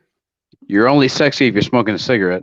Oh, Got Willie being sexy there. Double fuck. that's fuck. sexy, dude. Oh, you're so I mean, I guess if you finger your own mouth, that's cool too. Oh, you know, whatever. Ooh. Oh, you know, Oh. That's sexy, That's dude. That's okay. so See, sexy. man, I didn't pretend to put one in. See, it's just I just roll it like it is. You know, whenever you I guys. pull it, Love you whenever I guys. pull a Cheeto out of Big my love. mouth, the tooth is not attached to it. Oh, Yeah, they're fucking just crazy. so doing it for me. So, Bill, do you have a Sons of Anarchy patch on your on your shit? Oh, Misfits, motherfucker. Yes. Oh, Misfits, very good. Right on. Nice. Your audio's not working, bro. I just found out that the Misfits named themselves You're in. after Sorry, the fucking Marilyn Monroe fucking movie. I didn't realize that. No shit. Oh, damn. You know what? Oh yeah, yeah. The Crimson Ghost. The Crimson Ghost is where the Misfits logo came from. I'll be right back. No, so I used to have this little patch on top of that said Foul Mouth because it was like this punk band I wanted to start, and it looked like a MC top rocker. But when I started riding motorcycles and like hanging out with MCs and shit, they were like, yeah, dude, you can't wear that, man." So I don't wear this. I don't wear this when I ride. Dude, I'm like, it's cool, whatever. I'm not gonna lie. I was really disappointed when I found out that you were busy doing the deep shit, because I wanted to do a sludge metal, just a one-off performance. And then when you sent me the tracks that you and the Deep have been making, I was like, dude, this is exactly the music that I wanted to do. So it totally makes sense that you wouldn't want to do that with me because you're already doing that. Hey, I'll do it again. I don't give a fuck. Let's do it. Good shot. I brought the tequila. Let's make it fucking happen. I mean, shit, dude. Okay. Me too. I just grabbed another one. Get your alcohol. Yeah, because like recently I went down a fucking Phil Anselmo rabbit hole, and I came across N minor. Oh, Ed Minor is fucking awesome, dude. N minor is fucking amazing, and that immediately just started stirring shit in my brain. And I was like, dude, me and fucking Bill could make something like this happen. But then you sent me all the stuff that you're doing with Deep, and I was like, well, that's exactly what I was trying to do. So I'm not trying to like horn in on shit. Hey, it's all about just fucking putting it out there. If you and I get together and something gels, let's fucking do it. If it doesn't gel, fine. Who cares? We'll just have a good time. We can make it At happen. whose studio? At Session Works? Greg, Always go with Greg, Yeah. what did Anita just say to you? Oh, you don't want to know. That's for later. She Don't make just me said laugh, dude. That's she for knows later. something that would be funner than what they're doing right now. You guys better spice it up. Dick's out for Harambe, dude. Which we were almost to do that before you got me the link. Because we were like, man, we're waiting and waiting. We're like, man, it's You time know, to- we waited so long. We had a lot of tequila shots. Hey, cheers. This Tequila bottle was shots. full. Oh yeah. We waited. This is the second round. The We second finished bottle. one before we finished went one to bottle. get more at 8:45. Yeah. But We honor you. we didn't hear you. So yeah, we have a horrible drinking problem. I'm sorry. It's not my fault. It's not her fault. It's Scott and Laura's fault. It's their fault. Sounds like a It's all wonderful Scott and Laura. Just blame them. drinking Fuck it. problem. That's right. It's their fault we drink like this. Keeping up with the Wajas, dude, is fucking hard to do. And they're a fucking power couple too. No, So you didn't tell them about your Okay, Middle okay. Eastern. Yes. I know I'm not. Thank you, dear. I just gotta share this with you guys. Damn right you do. The two of us have started a new project, and I took Middle Eastern drumming lessons because Anita is a belly dancer. Yes. oh, that's cool. Fuck So yeah. we are going to start doing our own performances starting February 25th. Nice. We're going to start doing songs together, me on the darbouk and her belly dancing. Dude, fuck yeah. And our first song that we chose, White Rabbit from Jefferson Airplane. That's my favorite, dude. Yes. Yes. That's what I'm talking about. Gray Slick is my fucking teenage fucking jerk off fantasy to this day. I fucking love her. I want to fucking eat her fucking ass like it's nobody's business. Dude, everybody else has, dude. It's Gray. That's fine. I'll take fucking sloppy 97 all fucking day. I don't care. Yeah, I right. fucking love Let's make it happen. Gray Slick is my fucking straight up like, oh, I fucking love Gray Slick. Go look up pictures of her from back in the 60s. She's fucking beautiful. Oh, yeah. Fucking beautiful, dude. No, hey Greg. Okay, Greg, go. Hey Greg. Call Greg. into Outlaw Video TV when Hang y'all are doing on. Greg, I've been wondering, whatever happened with the other two members of Waja? Are you referring to When we first hooked up with you, it was you, Scott, and a chick on bases, and it was a 4-piece, and a singer with braids. Yep. I So can't- Your audio, Willie. Eric, our singer, Eric Jameson, he moved back to Missouri. Tima is now playing bass for Flicker Stick. Flicker Oh, Stick. Shit. Wow. No I didn't know shit. Flicker Stick was still around. Holy shit. I know, right? That was my response too. It's like, Holy damn. shit. Yep. That's like fucking late 90s, right? Yeah. I saw him like in 2000 after they won that whole MTV Battle of the Bands thing. Wow. But that was it. We played with them once at at the Aardvark. The fucking Aardvark. Yep, we played with them and Levity, and then the lead singer of Levity got kicked out of Fuzzy's next door because he's like, "Look, it's Flicker Dick!" when they walked in the room.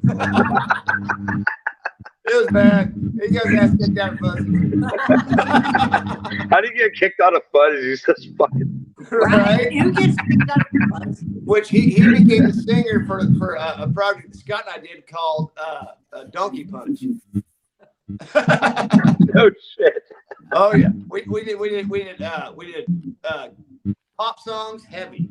Everything from Lady Gaga to Eddie Rabbit to Dwight Yoakam to Pink Floyd to Pink. Oh, No shit. oh, it was so wrong, dude. It was so wrong. It was right. Oh, dude, I bet that was. I wish I could have heard that. That would have been fucking awesome. It was hilarious, dude. We pulled out the Ricky Martin, I'm sorry. I love the which, by the way, I Wanda. fucking love the Okay, so I'm saying it here first. Wanda's gonna pull out the Ricky Martin. Do it. Are they Fuck gonna yeah. pull it back out? We're gonna do it. You're gonna pull Fuck it yeah. back out. Live and No, live. hey, let me ask y'all. Let me ask y'all. What can Deep Ellum do to regain the glory that it used to have? Open more live venues for rock bands. Yeah. And it's too fucking gentrified now, dude. It's fucking terrible. Yeah, we have no options anymore. We have what? Hey, we three still got clubs, Reno's. We still got How Reno's. about some empty warehouses that we can build a stage in the corner? Yeah. You know, what built Deep Ellum? I want that dirty, gritty fucking you're not supposed to be here shit. Like the that's fucking Deep show's Ellum. gonna get shut down by the fucking cops type shit. That's Deep what I Ellum. miss about Deep Ellum. That's right. Where Yeah. when people pass you by at like 2 a.m, telling you there's an address down here in another building, where there's gonna Exactly. be an all-night rave. Yeah. 4 a.m. after parties, dude. That was the shit back in the day. Yeah. Because you know damn fucking well, my ass was on so much goddamn fucking cocaine. I was ready to fucking go. Now, do you think hyperactive. that there's a way to return to that? Because I'm hyperactive, so I tore that shit up forever, and Deep Ellum will never be the same. I think the only way to return to that is to have some like young cats who are fucking legit dudes and chicks or whoever who fucking get it and just fucking start throwing parties. You got to start throwing parties. It takes empty buildings. It takes empty buildings. Yeah, You know? somebody's got to fucking buy up some There's fucking a lot- real estate and just make it happen. Now, There's a here's lot the of thing. Like the metal. leading a scene than having a couple of clubs and some bands playing. Now, here's the thing. The metal scene is a bunch of old folks. Like, is there a way for this crew to reinvigorate the live music aspect of Deep Ellum, or at the very least, Lower Greenville? That's a good question. That's a damn good question. We would play Ella more often if there were more venues. If there were more venues, the people would come if they like the hard. Bro, you can't even sleep in your car overnight in Deep Ellum anymore. Yeah. You know what? Deep Ellum has always kind of been like popular in phases. So like late 90s, tons of people. Early 2000s, nobody's there. Like It's a totally different place. Mid-aughts, it kind of came back up, and then fucking it got gentrified. Now all these fucking people are down there because it's cool to go to fucking Deep Ellum. And it needs to get gritty, shitty, and punk rock again, I think. Yeah. Hey, I was there at the very end because I put together my band and I was like teaching myself music and I needed a place to go make a bunch of noise. So I would go down to Deep Ellum and play out by Cafe Brazil on the patio every day and do this la ti la do ti la re do ti la me. I mean, annoying shit, you know, to exercise my vocals. And but I end up playing out in front of the Deep End, the head shop there on the corner of Crowdus. I remember the Deep End. It's like some weird fucking shop now. It's Yeah, like dude. some weird fucking like uppity fucking like boutique now. It's Well, weird. this is my point. I'm making a point. I'm gonna get there really fast. Man, I used to play guitar and sing songs down on the streets of fucking Crowdus and Maine and make a little bit of money. Hell yeah. So I left the area for a couple of years. I went back. I was playing over in front of the coffee place there, and the manager, who I knew, I'd known him for years, came out and he like really fast. And he's like, "Man, you can't play guitar here." And I noticed Fuck a lot. you. I noticed. All right. No, That's my immediate bro, response. I'm not Fuck kidding you.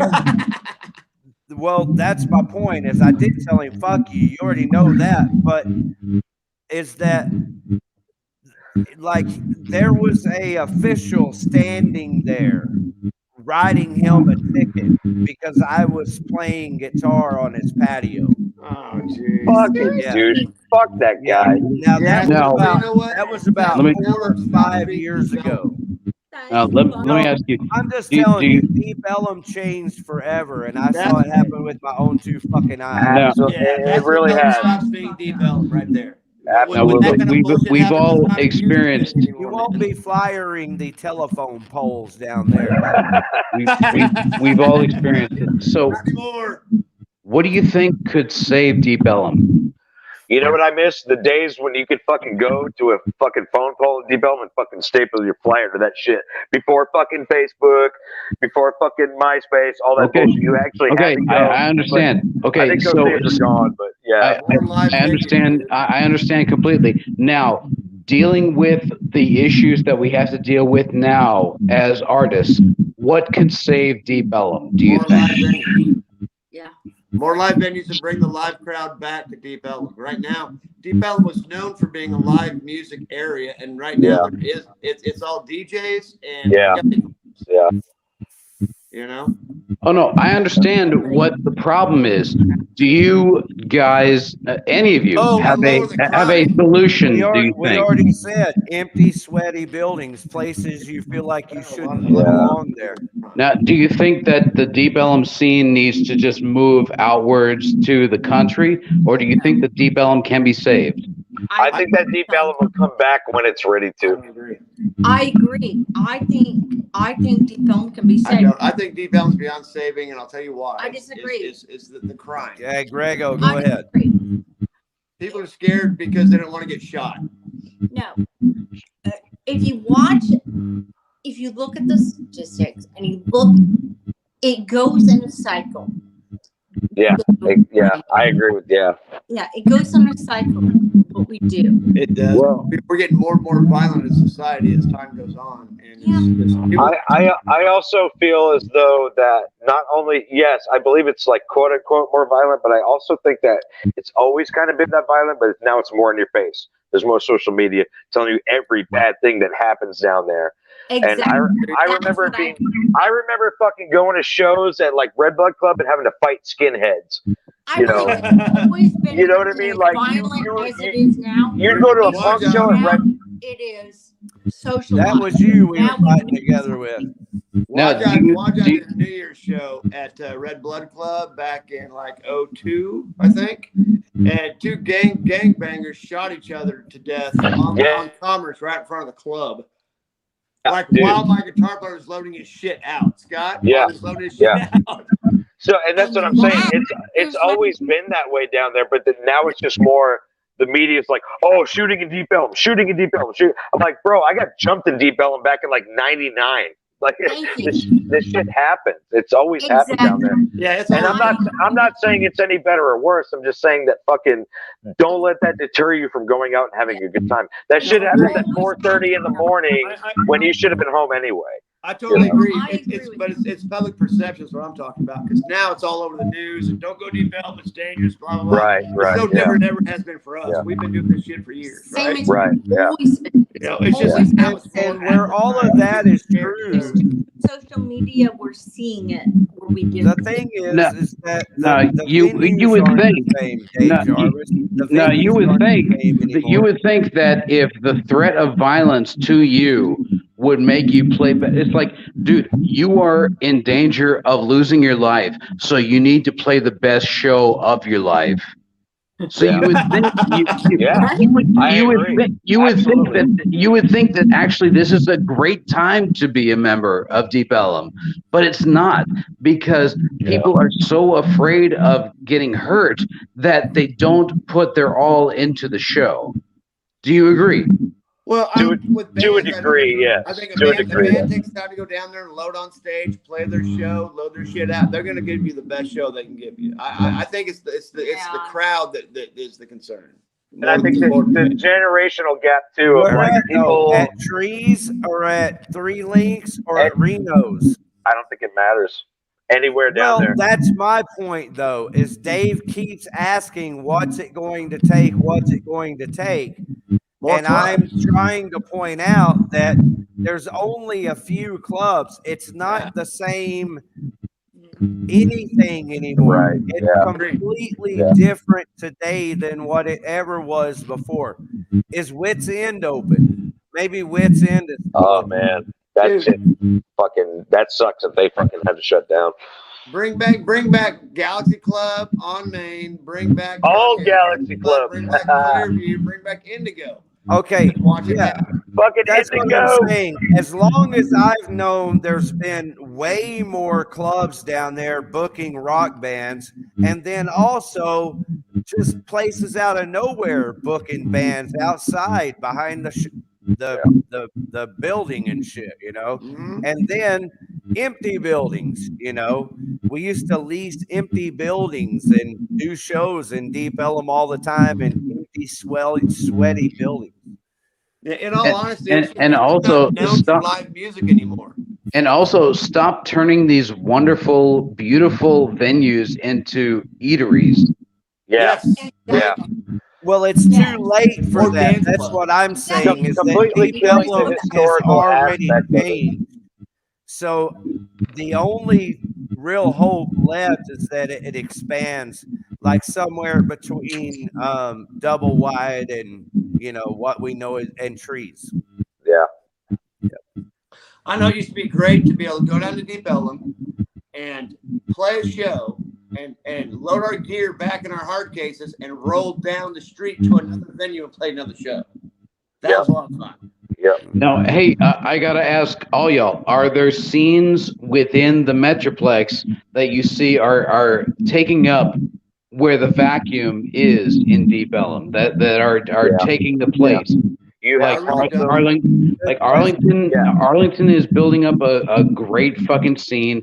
Fort Worth is, you know, the Fort Worth is Fort Worth, but you know, like the scene in Dallas is just spreading outward. Like the people that used to go to Deep Ellum are now going to Tyler, they're going to Wichita Falls, and they're going to Arlington. And And do you feel like any of these scenes are creating something similar to what Deep Ellum used to be like in the late 90s? No. And there's not enough clubs in a particular area. And they're too spread out. They're not right there like it is in Deep Ellum. Yeah. Yeah, that's it. I wish there was, because that's a great thing. 6th Street's not what it used to be either, from what I'm hearing. Fuck no, it's not. So the whole line, the being able to go park your car and see multiple live bands and multiple clubs is just gone away. Now you got to travel to watch it, and you got to pick your spot and your venue. Instead of just having one area that you can just go park and see a bunch of bands. Yeah, exactly. Now, are there any scenes that y'all have played recently that you're just like, man, this could totally replace Deep Ellum? No. The closest I could get is so Lovesick Drug. We played a show in San Antonio on my birthday, oddly enough, last May, and we played. I don't remember the name of the club we played. It was right across the street from what used to be the White Rabbit. Paper Dragon. The Paper Dragon. So the paper tiger. Paper Tiger. So the White Rabbit is now the Paper Tiger. And we played a show directly across the street from that at another club. I don't know what the name of the club was, but that's 2 clubs across the street from each other, drawing heavy people. So maybe that's the closest I can see. Maybe. But it wasn't. Yeah. Who played across the street? Who was that playing across the street? Oh my God! It was a big fucking band. Favorite band. Yeah. I don't remember the name of the band, but they were a big band. It's like, why the fuck are they playing there? They sucked our crowd, dude. Oh. Yeah. Sounds better, Willie. Favorite band. I don't know what that is. I can't. My sound just dropped like crazy. Dropped. Hey, it sounds better on our end. I'll listen quieter. Probably a good thing it dropped. Hey, Bill. Hey, Bill. Yes. Are there any shows that are still going year in, year out Wage War. that you agree with, that are still like trying to promote the local bands? Willie, Dude, can you hear me? Haltom is definitely doing that. I'll give Haltom that for sure. I would like to see a little bit more shows at the Rail for sure. I know they've changed owners, I think, recently. What were we talking about where we played together in Arlington? That small little place. At the Maverick. Oh, Mavericks is cool. What's the other one? The fucking Mavericks. There's Have you guys been to Mavericks lately? It's been a while. 3 lights. A total of 3 lights lighting the entire fucking stage. Yeah. We went and saw a band there. No shit. And it was the darkest part of the whole room. And, you know, Terry and Melissa just took over Rob's. So you got Big Rob's. Rob's is great too, man. Rob's is coming up, man. Now Terry passed back into the Rail. And with back into the Rail, and so Terry and Melissa with Big Rob's and the Rail. I wish Jerry, the owner of Ridgely, would start booking his own shows again and not, selling that shit out to whoever wants to fill the show. Well, I'll say this: Stumpy's over on Division. If you have 3 hours worth of music, you can play there, and they'll probably give you. They'll get no. Even if you play original music, they'll still give you somewhere between $400 and $800 for 4 hours of your time. Wow! Really? Yes. Stumpy's. At Stumpy's. There's also a Sunshine Bar right down the street from them. There's the Mavericks, of course. If you're able to, man, if you are somehow able to do awesome. it, dude, what is it? The Levitt Pavilion. They have actually been kind of desperate for acts lately, so. There's always that. If you can play to an all ages crowd, Levitt Pavilion is the place to be. Bethany Rose could do that all day long. Hell yeah. So I'm working on my first show is this next show on the 27th at Rob's. So it's new to me, but it's 10 songs that I'm working on. She has a library of music. So she could easily cover 4 hours, or we could easily cover 4 hours. I just have to learn all the music. Yeah, that's cool, and it's very all ages. It's yeah, so that's cool.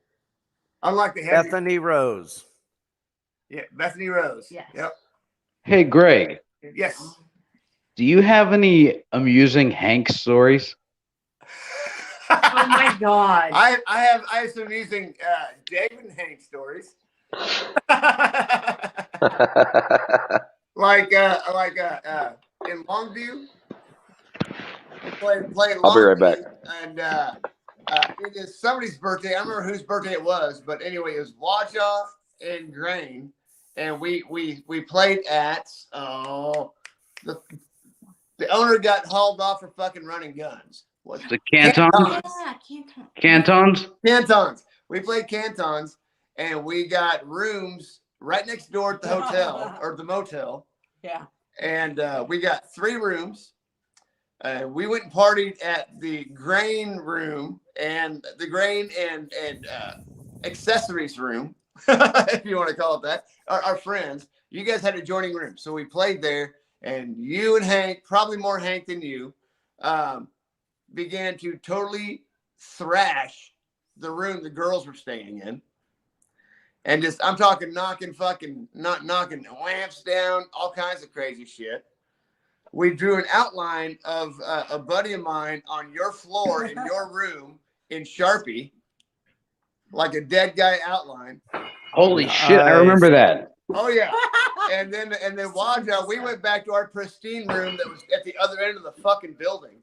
And went to sleep in an ice cream. But we totaled those 2 adjoining rooms. And then Rivethead got blamed for the fucking outline.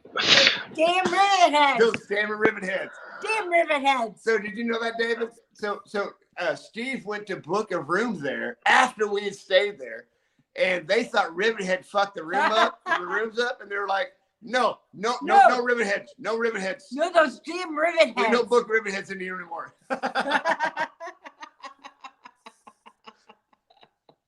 So there you go. There's one story. Yeah, that was hilarious. And to this day, yeah, Steve cannot book a room there for Rivet Head. They won't book it. Now, I remember there was a drum off between Rick, you, and old boy from Red Element over at Club Mo. Bring us through that. I don't remember it, dude. Dude, like your drum setup was set up on the stage, and then Rick set up his drums, and then old boy from Red Element set up his drums out in the pit area, and all y'all drummed off for like 2 hours, and it was fucking mind-boggling the rhythms that y'all came up with. I have no recollection of that, dude. Was it good? Was Greg naked? Well, it's hard to imagine Greg not naked. Just asking. Dude, I don't remember that at all. I swear to God. Was it good? I know he wasn't wearing a shirt.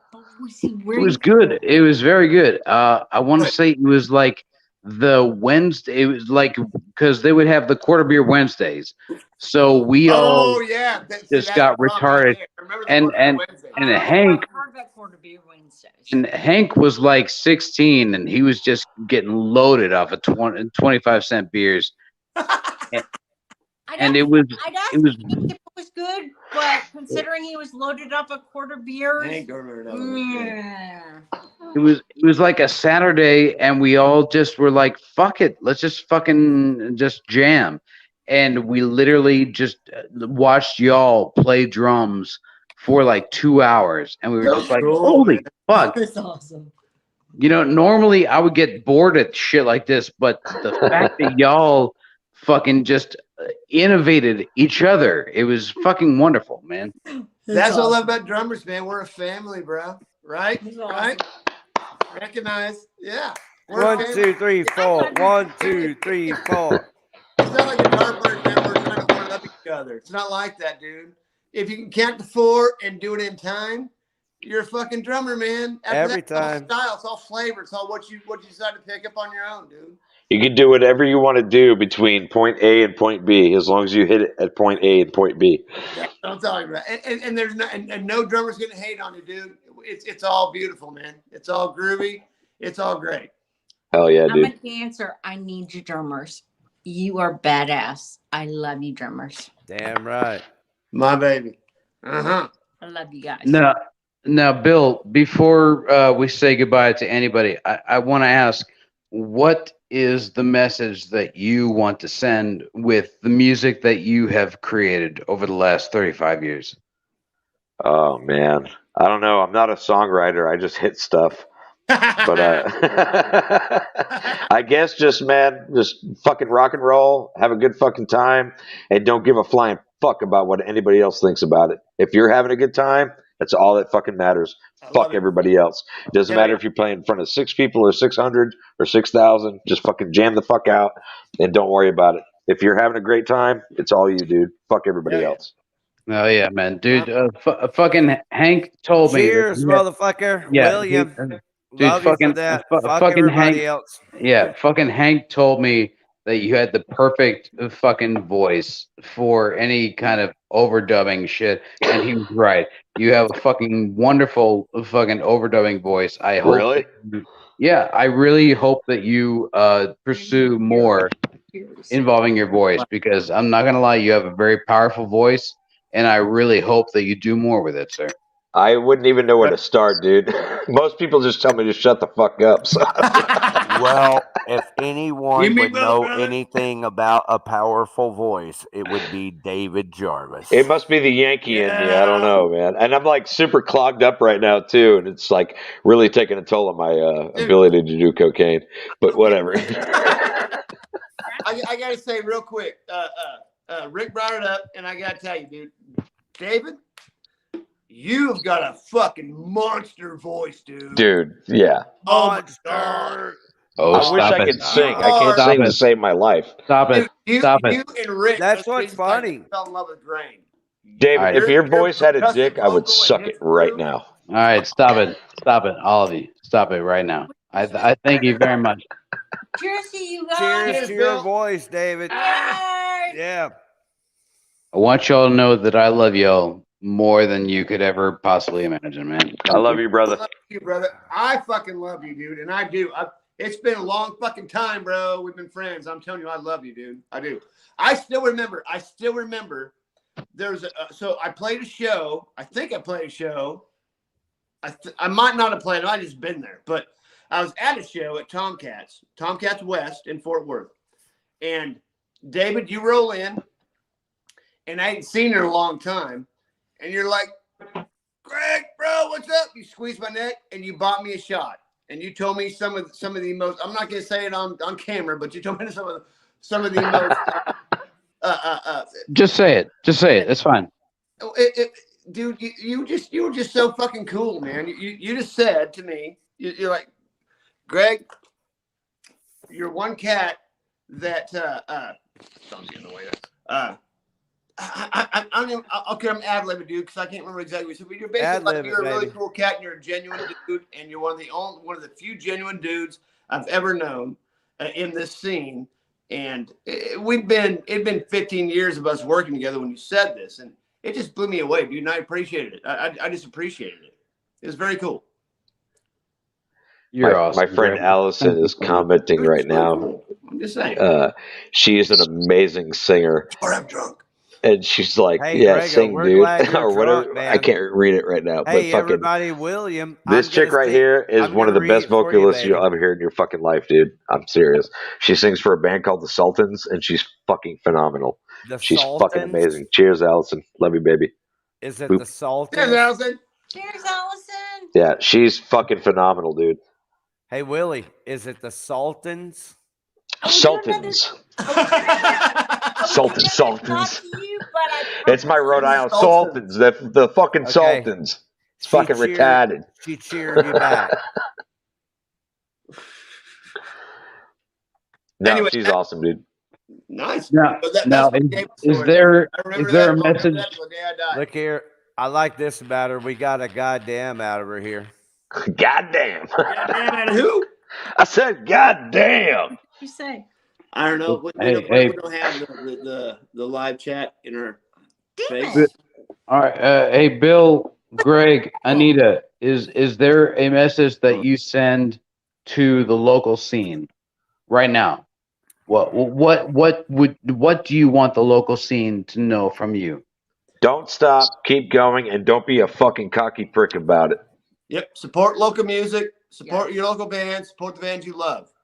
Exactly. We all need your participation to keep going.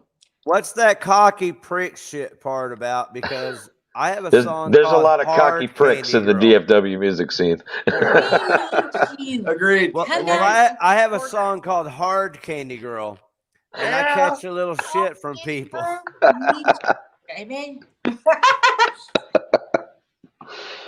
Now, just be cool. Have a good time.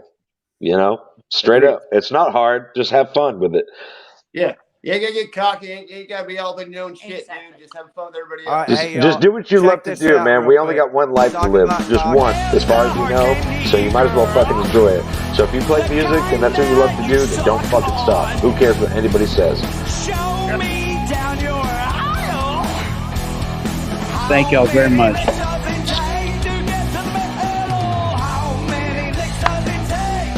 That's Grego right there.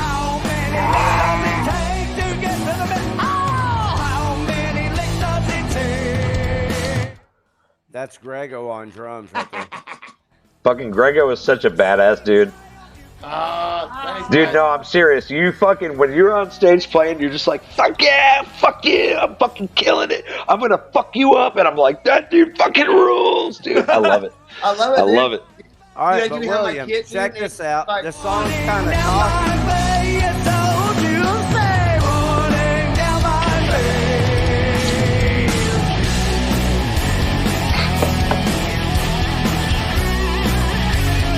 Talking about pussy running down your face and shit, you know, so it's a little cocky.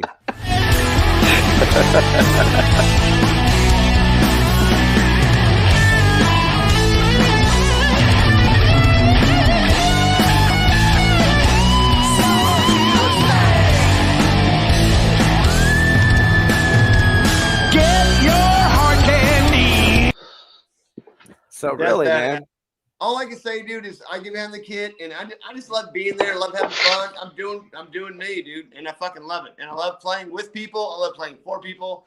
I love playing when nobody else is there. I give no fucks, dude. I'll play by myself. Ooh, let me ask you, is there a way? I play with myself all the time. It's awesome.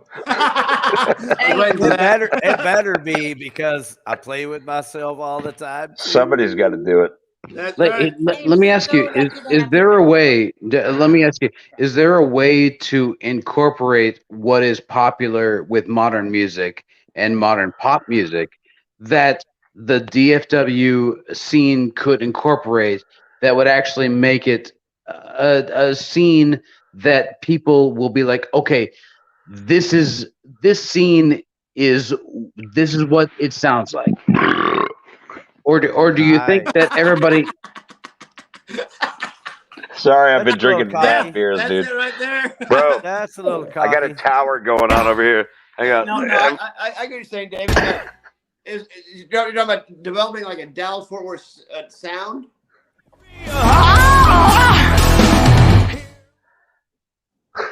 David. Yeah. So you talk about like a Dallas-Fort Worth sound.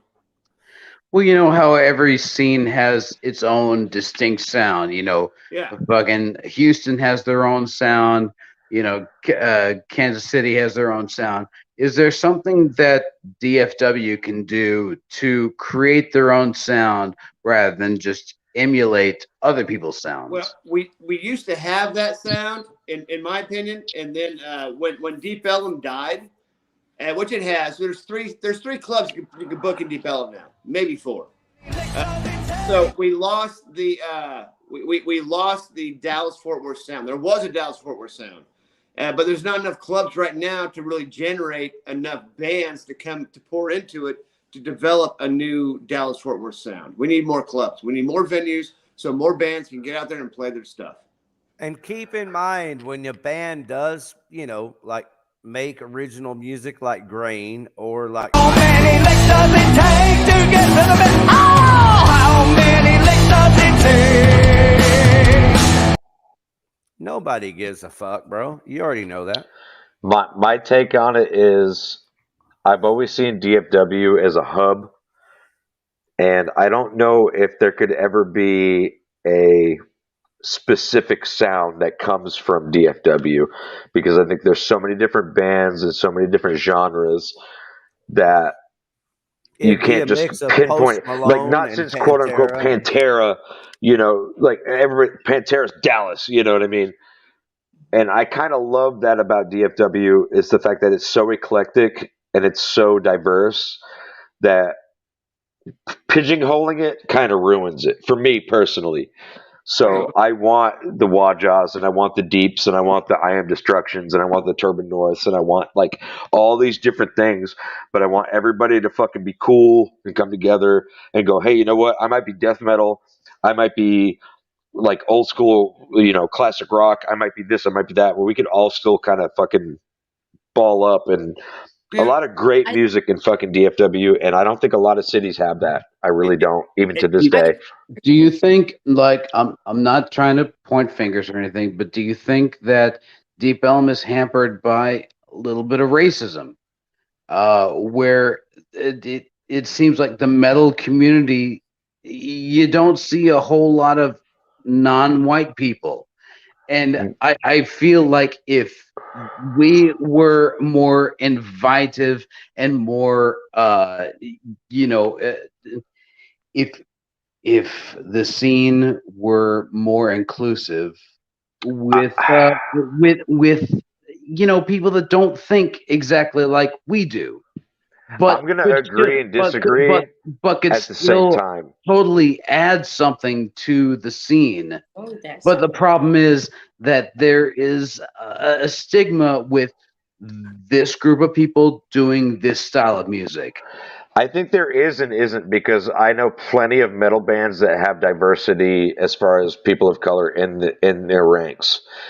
But we do live in the South, and there is a lot of that bullshit racism crap that goes on, and I don't fucking like it at all.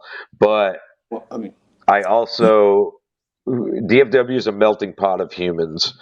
We're Hispanic, we're Caucasian, we're Asian, we're this, that, the other thing. And even though I think there's like this, what's the word?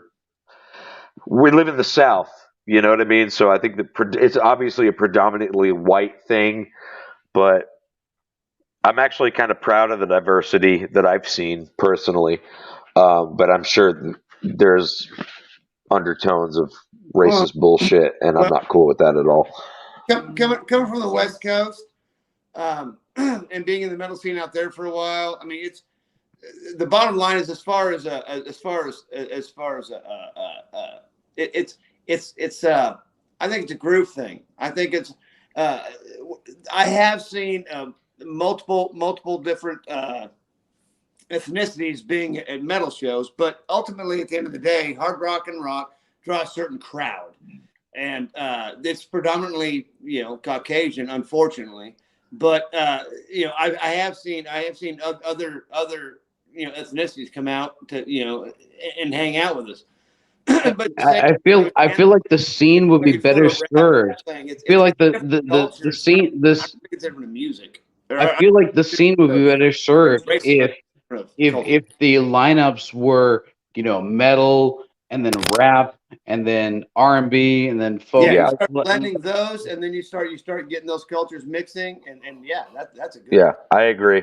I absolutely agree. Absolutely, we need way more. We need more diversity and more brotherhood. I can tell you this: I do my part. Oh, yeah.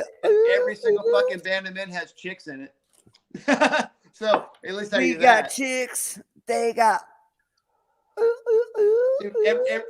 it's not on purpose, but every one of my bands, I'm in 3 different bands, and every single one of my bands has at least one female in the band playing an instrument and fucking kill. You know? I love having a female bass player.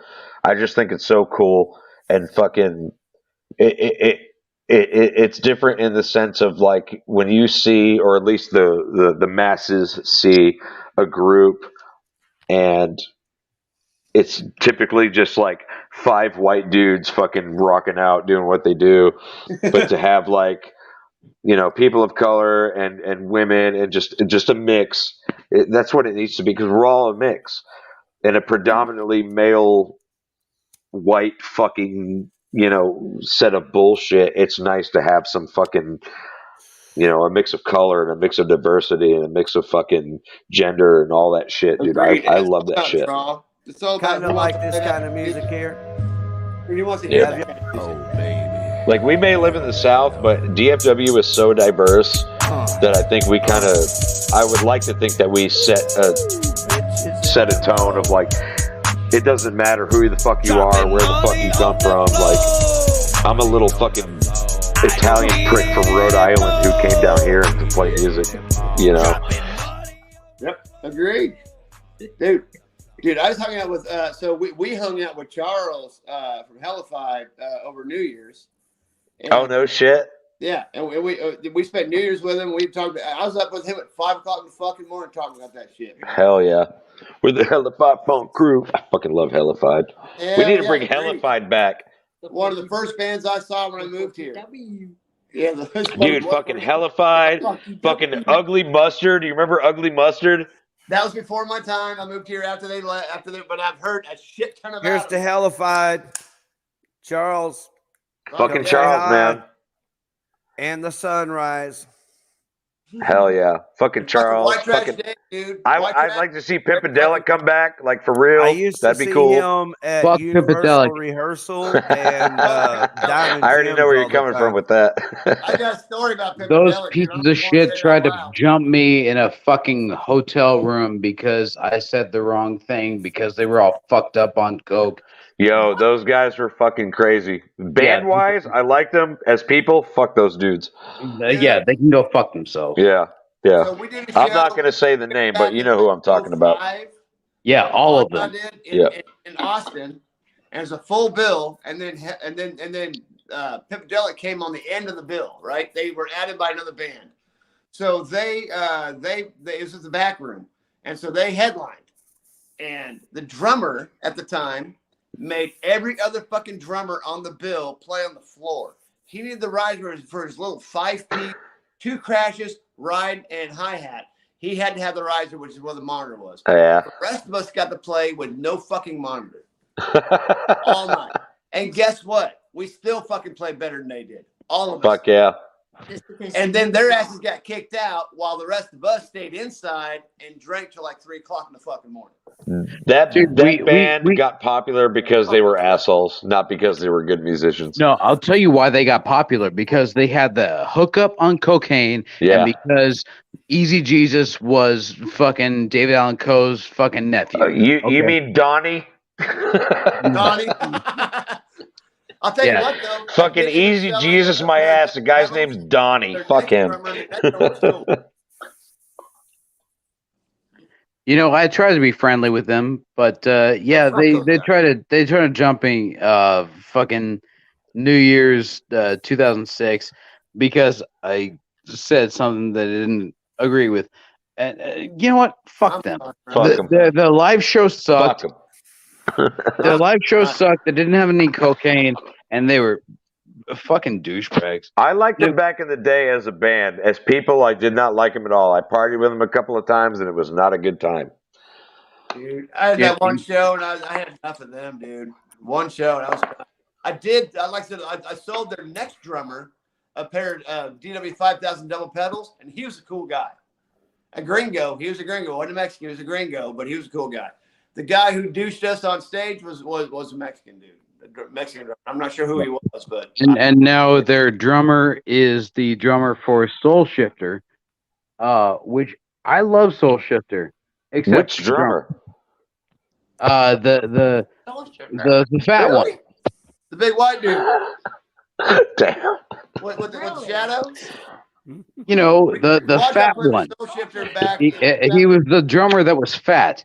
Do you remember the fat one? Big guy, yeah. Yeah, he was a fat fucking Dude, douchebag piece of I shit. snare stand back last month. He busted his snare stand before they played, so I let him borrow my snare stand so I could play the show. Soul Shifter. We just played with them. Watch that, our last show. And Cool guys, good drummer. And that's Lovesick Drug played with. And Lovesick, I played with him with Lovesick Drug. We played with him at T's Bar and Grill last summer. Yeah, good. They did really well at the Rail Club. Yeah, they're bad. The drummer's really good. I like The drummer's cool. As individuals, they're all badass. Yeah, I like Guys, the one thing I want to say, I want to get this out before. Yeah. Anyway, I want to get. Why not? Musicians, Blow it up. dude. Musicians, good musicians who are confident and aren't fucking douchebags who feel like you're gonna prove something to somebody. We're all great people, man. I love it. I just love it. You know what I'm saying? Because there are Soul Shifter, all those guys were badass. All of them were very cool. The bass player, dude, her and I remembered each other from T's Bar and Grill and got talking backstage. Louisville. And then the Well, drummer, hey, Bill Cosby was really funny until you found out what he was behind the scenes. Same thing with the Gigi fucking Allen, Pimpedelic too. piece of shit.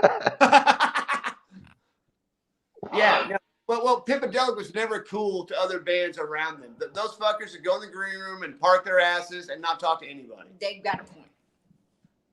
Yeah. They do. Yeah. Who has a point? Okay. Okay. All y'all know me. Okay. Y'all know me as the 5'2" singer for Grain. So the fact that they would need 3 of them to beat my ass should tell you what pieces of shit they are. Pussies. Agreed. Pussies. I didn't need that to tell me how much a big a piece of shit they are, but that really pisses me off. Yeah. I love you, David. Yeah. No, I had no idea that ever happened, dude.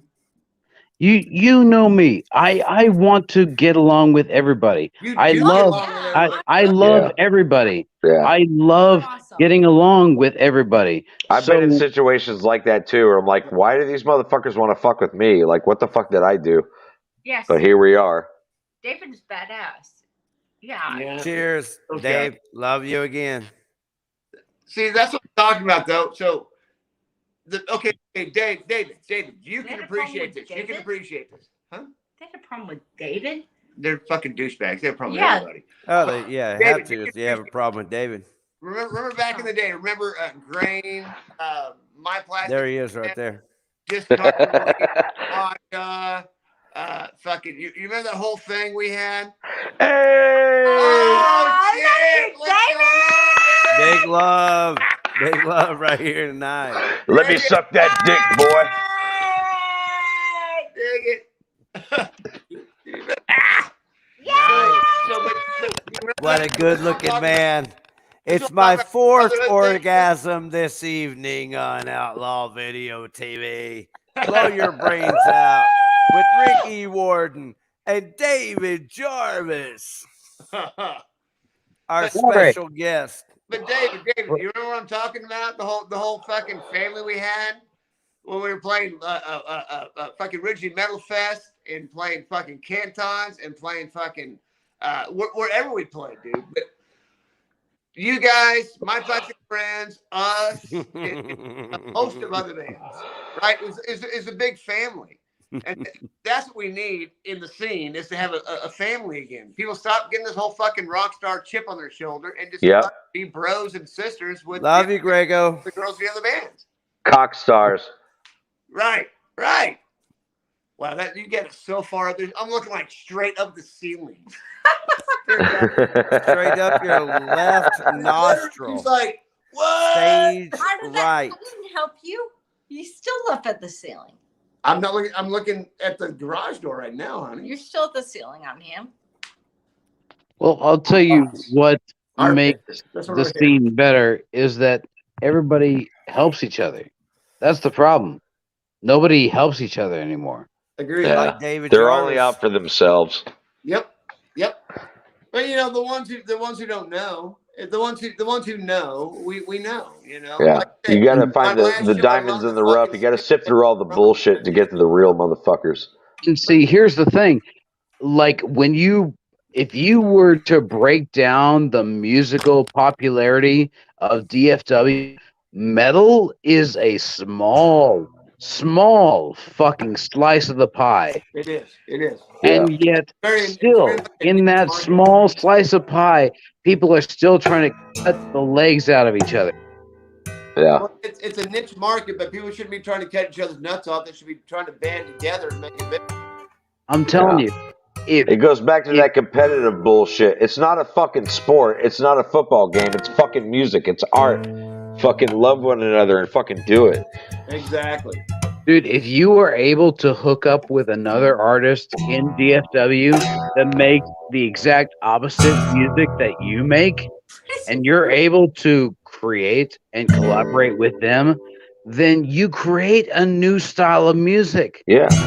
That's the problem. I'm talking to all fucking 3 or 4 of them right now. Yep. Agreed.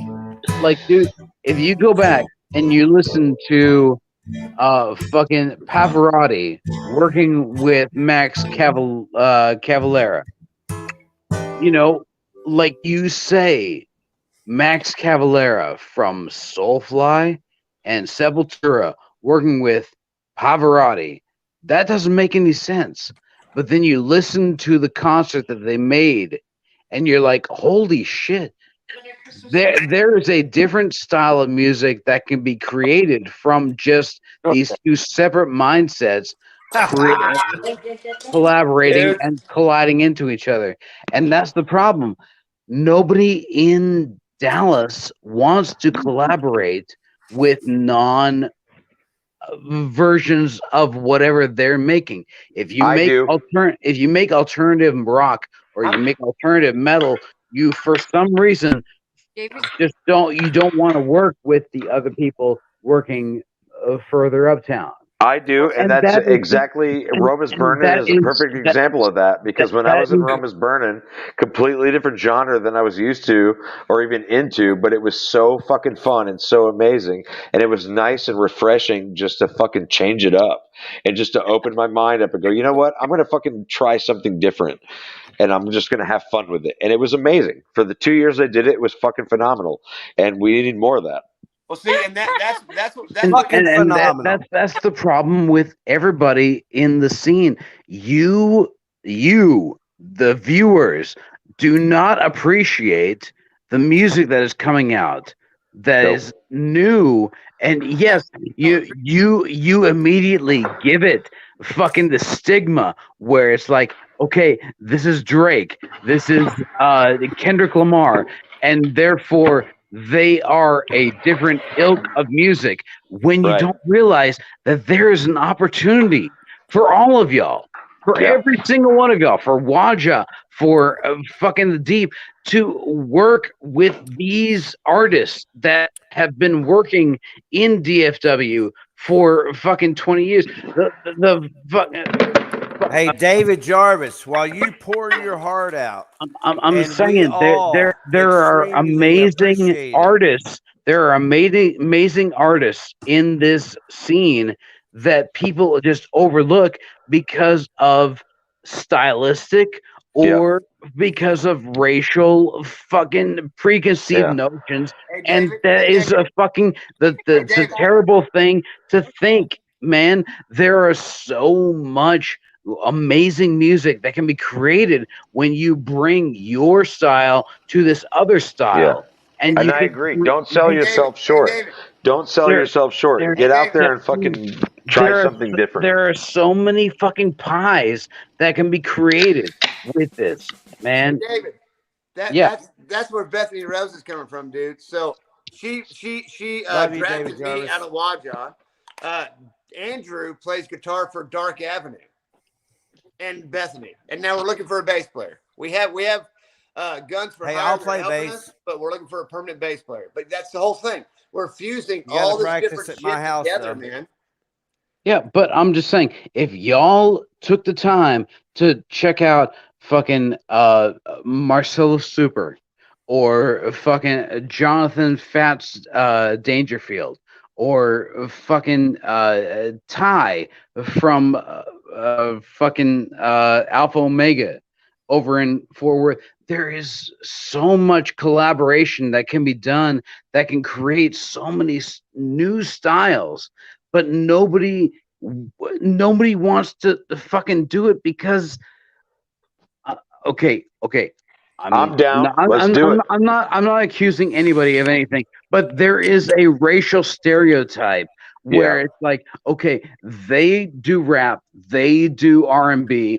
I'm not gonna fuck with them. And no, you should totally fuck with them. I would love to fucking play because drums with a fucking rapper or an R&B artist, like to be able to fucking do like fucking like some kind of like Wu-Tang drums on some shit. I would love that shit. I would love to be a part of that any fucking day. Even then, you are going back into what you are comfortable with. The beauty is to do what you do that is uncomfortable. That's what makes good music. When you are uncomfortable doing this music, and you know that what you are doing. Jarvis, David? are you suggesting that we get uncomfortable together? That is how art is created, sir. Let's get naked. Okay. David. Yeah. That's what I brought Grego into. I brought Grego into Middle Eastern drumming to bring him into the uncomfortable. And now he plays good. Flavor. Yeah. No, I totally agree. But as far as other artists go, I put it out to Jeff Mount, the owner of Session Works. I want to work with other artists. I want to work with. So he does a lot of rap. He records a lot of rap. And I want Session Works is 90% rap. Throw the funk down and lets me rap over that shit all day and twice on Tuesday. That'd be bad. Yeah, and exactly. They are stuck in their ways, just like metal is stuck in their ways. And what needs to be done to break up both ways is for both scenes to work with each other. Agreed. Yep. Now, David, you want to come into our Middle Eastern stuff? Come with us. You got something for me to do? I want any change. I love change. Absolutely. That's hey y'all. That's a big reason why I got into Middle Eastern drumming, because it's a whole different groove for me. It's we have a plan, and David can be part of the plan. Contact Greg outside of here, and we can be part of the plan. I have no idea what she has in mind, dude. Okay. Okay. I will talk to Grego. Outside of this, and we'll be part of the plan. But look, absolutely, Bill, I want to tell you, dude. So I'm taking lessons. If you're ever interested, they're on Saturdays, and it's a single drum. It's called a darbouk, and you play a doom, a tek, and a ka. The doom is a kick. The tek and the ka are like a snares or toms. I'm down, dude. I'm open to everything. There's new and different phrasing that happens, and I believe it's going to help me with my kit playing, and as well as I get to play drums for some sexy fucking dancers. Hell yeah! I would encourage you. As a musician, I would just. Sean is my instructor. He's insanely badass, and he would love to have more experienced drummers. I'd like to check that out, dude. For real. Hey, as a musician, just work with people that don't work in your style. You will become a better player because Agreed. Because you will adjust to a different mindset, and it's amazing. Dude, what these other scenes, dude, there are so many other scenes in DFW that we just fucking ignore. You know, there are so many scenes in DFW that we ignore, and it's fucking terrible. We got the fucking tape titties going on. What the? Yeah, I was thinking David, I would agree, apply though. for the Absolutely, job. 100%. I was thinking I would apply for the job, Grego. My friends, I'll just say I have to go to work in 4 hours. Oh shit! I need to sign off. Bill, thank you very much for your time. Bill, thank you very much for your time, man. No, it's been thank a you for wonderful having fucking me. show. I really appreciate it, man. This has been awesome. When are you playing this? You have a wonderful voice, man. You have When a are you wonderful playing voice, and I love you. Be What are you safe playing? out there, man. Hey, so let's do this again. Let me know. I love you too. What is your next show? We don't I know did yet. this for you, you know. Oh. Ah. Damn it. We will figure it out. We got to finish our record, and we'll get there. Springtime. Spring. Fucking Okay, amazing I'll record. Did you What release- do you have a name for the record? Not yet. I think we're just gonna self-title it, dude. It's a fucking wonderful record, man. The 3 tracks that you've sent me sound fucking amazing. Thank you so much, man. I really appreciate it. This will blow the lid off of the fucking metal scene in DFW, man. Thank you very Man, much. For I your hope time, so, bro. dude. I'm just trying to have a good time with it. As well Will- you should, my brother. Hell yeah. William James Ford, ladies and gentlemen, thank you very much for your time, bro. Thank you. Thank you for having me. I appreciate it. I'll see y'all soon, and just stay fucking awesome. I love y'all. Hell yeah. Love you too, bro. Later. Later. That's the part is y'all can't even see me belly dancing.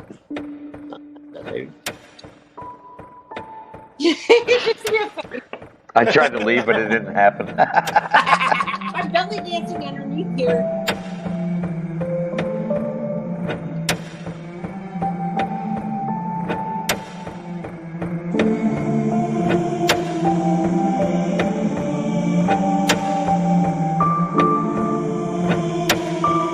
Okay, that's enough.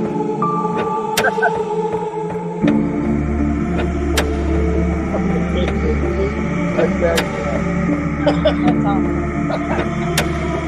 Rick, what is wrong with you, man?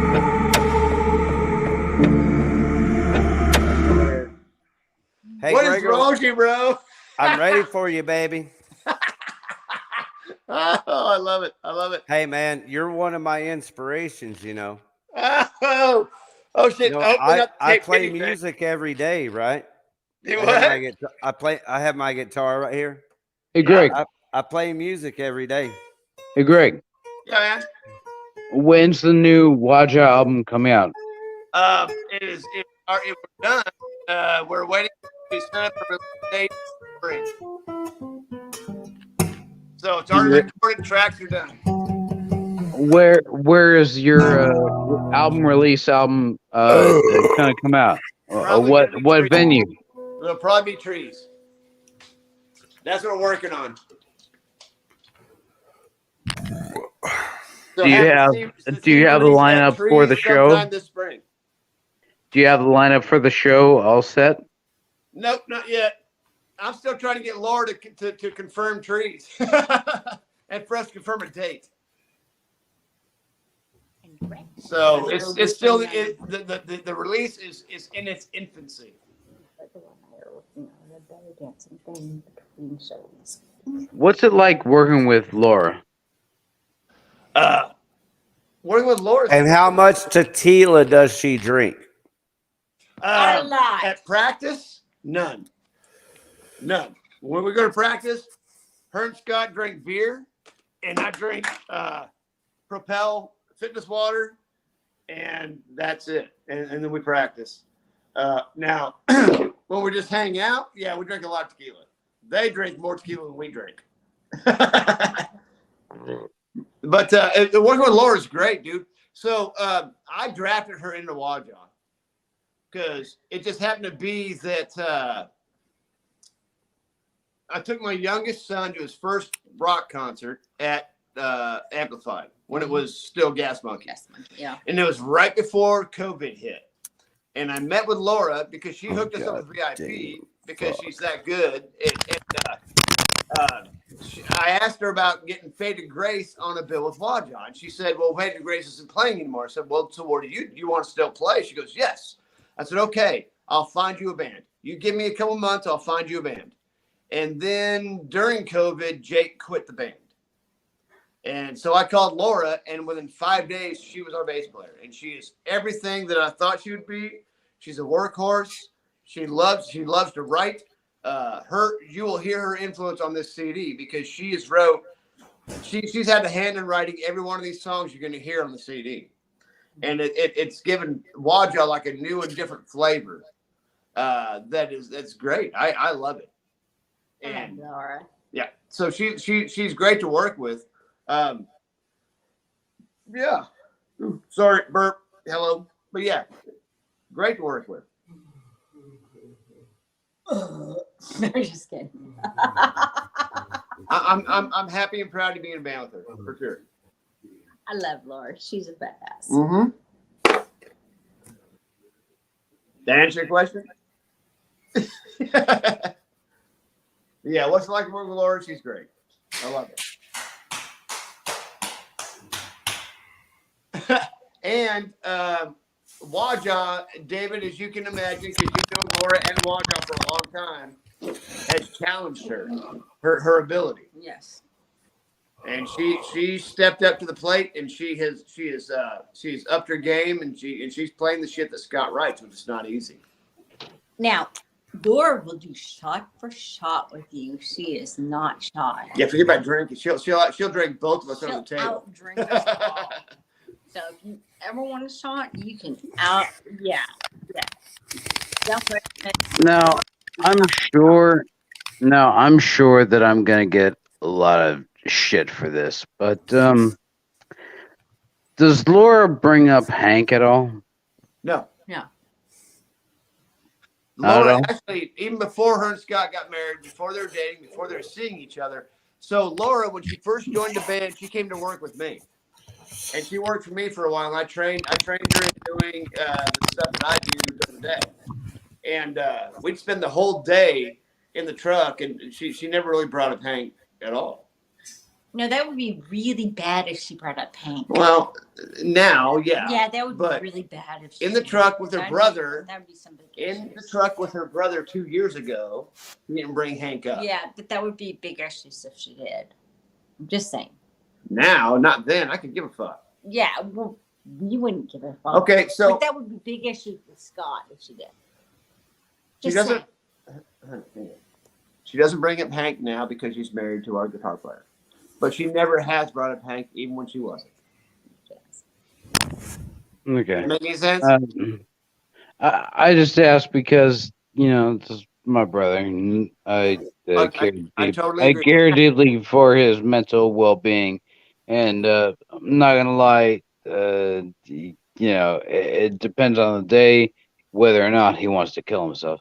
So that's cool. That honestly, that she doesn't bring it up at all. So I appreciate it. But we love Hank. And dude, I love Hank more than anything else in the world, honestly. And so it warms my heart that it's not brought up. Well, here's the thing. Laura and I could never avoid talking about Hank and you and all of that, because for her and I, our lives are cinched up in that. And I know her and Hank had a thing. They were together. Honestly, I don't care if you talk about me. That's whatever. But my brother, I care deeply about him. When Laura and I talk, dude, we're talking about you two. I'm a guy. I'm not emotionally fucking driven. So her emotional fucking attachments in the past, she don't talk to me about that shit. But we'd spend time in the truck going from job to job. And we'd talk about Hank and you and all. And mainly because I brought it up, because that's what her and I. That's kind of like where we developed our fucking brotherhood, sisterhood thing, right? But when it comes to relationship shit, man, she don't talk about none of that with me. That's good. That's good. I can tell you this though. I can tell you this. There's nothing but love for Hank in Waja. Yeah, we love Hank. So there's no weirdness. You know what I'm saying? We love you guys. Dude, trust me. There's no weirdness from me and from the other 5 members of Dank. But Hank, he feels shit way deeper than you or I may. I get it. I get it. I'll bet that was beautiful. It definitely, you know, I'm not trying to blow. I missed that. I'm not trying to blow up Hank's spot or anything, but I will say he feels shit a lot harder than I do or anybody else in Dank does. So when he hears that Laura is doing well, it kind of hurts him because you know they had a long-standing relationship. Yep. And everything, and you know he throws anger towards people that don't necessarily deserve it. You know what I'm saying? Get that? And so you know I want my brother, who I've looked out for 35 fucking years. I want him to be I want him to be happy, you know? He should be happy. We want him to be happy too. But his happiness is based on the decisions he makes. I agree. I totally agree. And if hey, wait, back that up. No, of our happiness, all of us. It's all I'm of just us. saying. All of our happiness is based on our Ricky decisions. Warden's blue X nipples that I'm so distracted. See, here's the thing. What you're saying is based on logic, and I totally understand. And even Hank agrees. However, some of this is based on emotion, and emotion goes further and deeper than logic does. It does. It does. As artists, we are vulnerable to our emotions. We are. It happens, you know. If we were analytical, I have a confession, guys. Like I have a true inner deep love for David Jarvis. I want to pull a Hank, eat your heart out. I'm the new singer. I'm the new guy in town. That's right, Hank. Eat your heart out. I love you, David Jarvis. I love you, Ricky. Hank too. You guys are great. I love you both, man. You guys are fucking fabulous. Ricky, you just made me snort. David, David. When's the next Dank show, dude? Yeah, I just snorted. David, when's the next Dank show? Oh, we got nothing booked, man. Right on. All right. We're working on a show, bro. We want to put together a show at Dank. Well, wait. When's the next Waja show? And the next Waja show is February. When's the next Waja show? We're gonna mix it up. The next Waja show is February 18th at Big Rob's. Yeah, Big Rob's. Oh, nice. What's the lineup? I don't know. But we're on 10. I know that. The next Bethany Rose show is January 27th. It's my birthday show. Yep, and David Arthur is going to be there. You're going to be there? When I hit Dank to play the show, and they couldn't play the show, he said he'd come. So David's known about the show for a long time. Yeah, it's my birthday show. Let me get with Melissa and see if we have room on the show. We'll get you guys on the bill. That would be awesome. That'd be cool. Please remind me. Please remind me of this. So it's January 27th. Where at? Friday, January 7th at Big Rob's. For Bethany Rose. Bethany Rose. The Waja show is February 18th. 18th. Okay, I'm trying to look this up on Facebook while y'all are talking. Here we go. Yeah. Big Rob's. But David, I think you guys might want to play on the 18th if you're available. I'll talk to the boys. Thank you so much, man.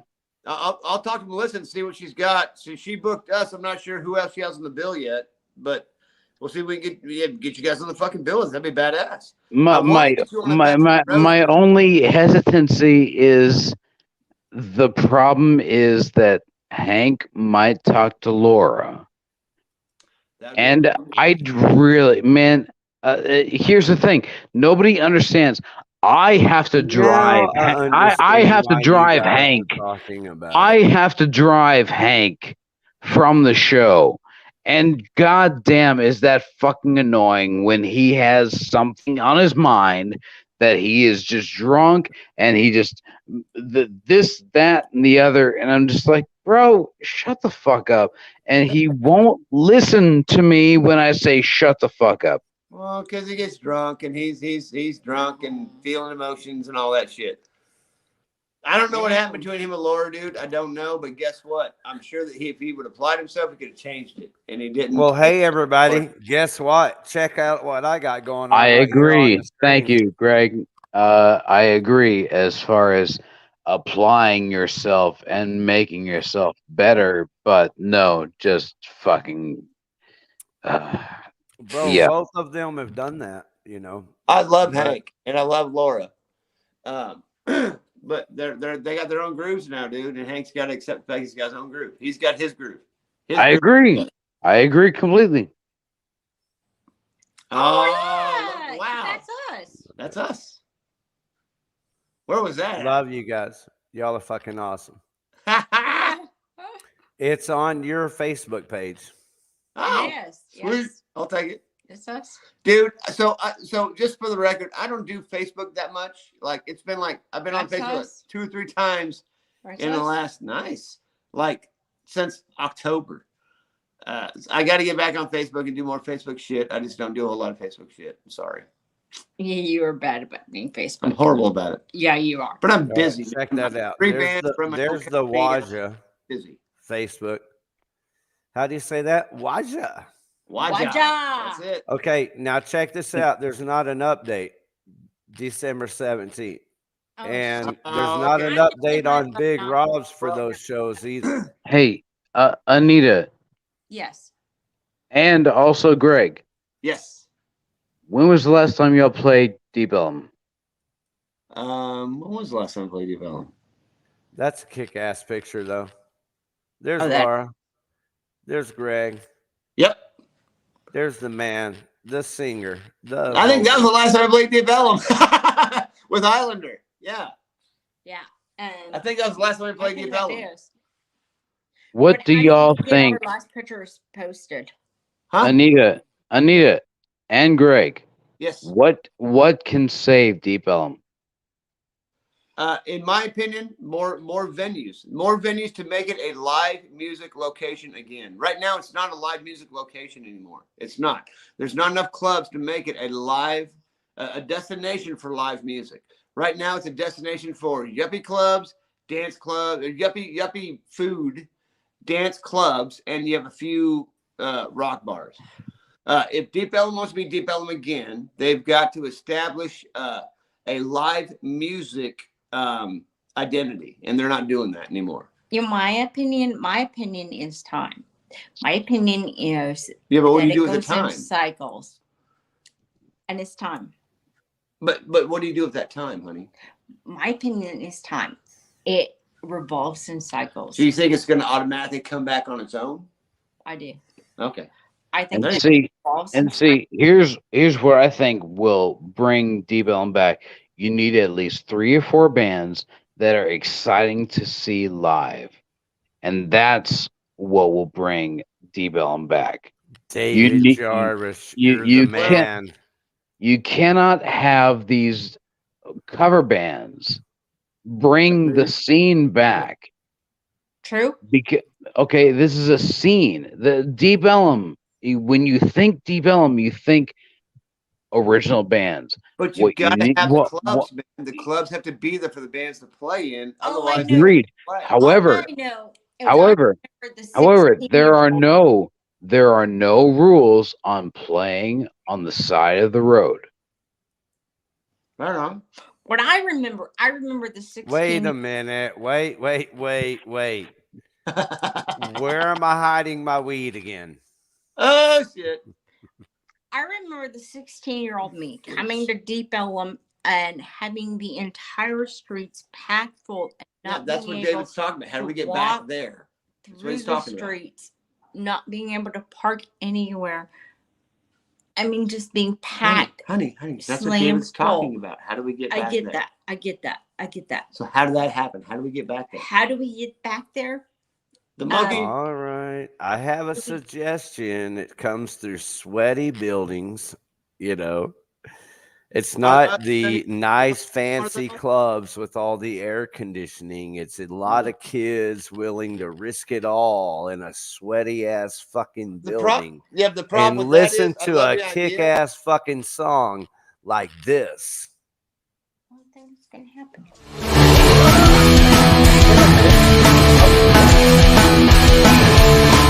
Oh yeah. Every time I think about it, it pisses me off. The way they say the JFK was shot by Oswald. When we saw Jackie O back on the patrol, what did she go after? Back into the lane.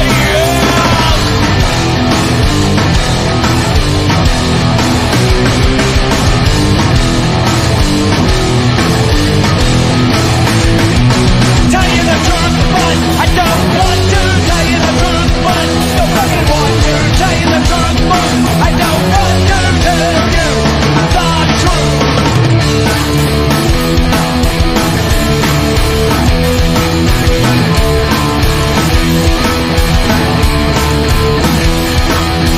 Every time I think about it, it pisses me off. The way they say the USA should bomb Syria, depleted uranium all over the Middle East, leaving them just a lab as far as we can see.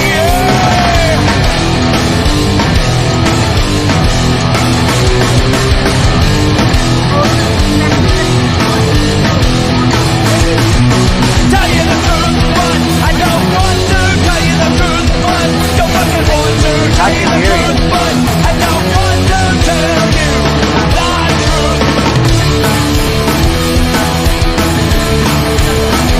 Those fucking hardest hitting drums. You hear those fucking drums? Hear how hard he's hitting those drums? Fuck yeah. Fuck yeah. Those are the hardest hitting drums. Fuck. just like the World Trade Center building number 7 was obviously imploded, blowing out free speed right before our very eyes. All them keeping me think of all those who died and how their families feel.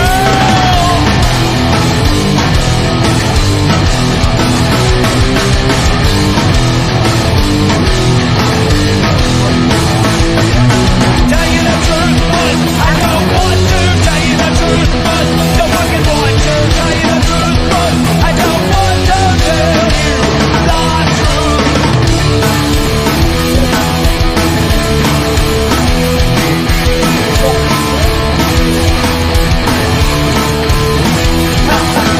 Now it's time. Damn it. Hey, David Jarvis, thank you for joining us. Woo! Everybody, David Jarvis of Grain, X610 Chill, and Dank. My pleasure. My favorite bands in the world. Seriously. Hey, Love you, J-Road. how much time do you have, sweetheart? You want to hear some Dank? Fucking floor. I don't dance for just anybody. Y'all want to hear some Dank and some of Dave Jarvis's new shit called MORTIS? Of course we do. Damn right you do. All right, everybody. David Jarvis, hang tight with us. And after this, you can tell us all about how Dank came about recording this fucking kick-ass new song called All My Drinking Buddies Are All my drinking buddies are in jail. And I'm too drunk to drown to go pay their bail. But to know if I really gotta go, I ain't got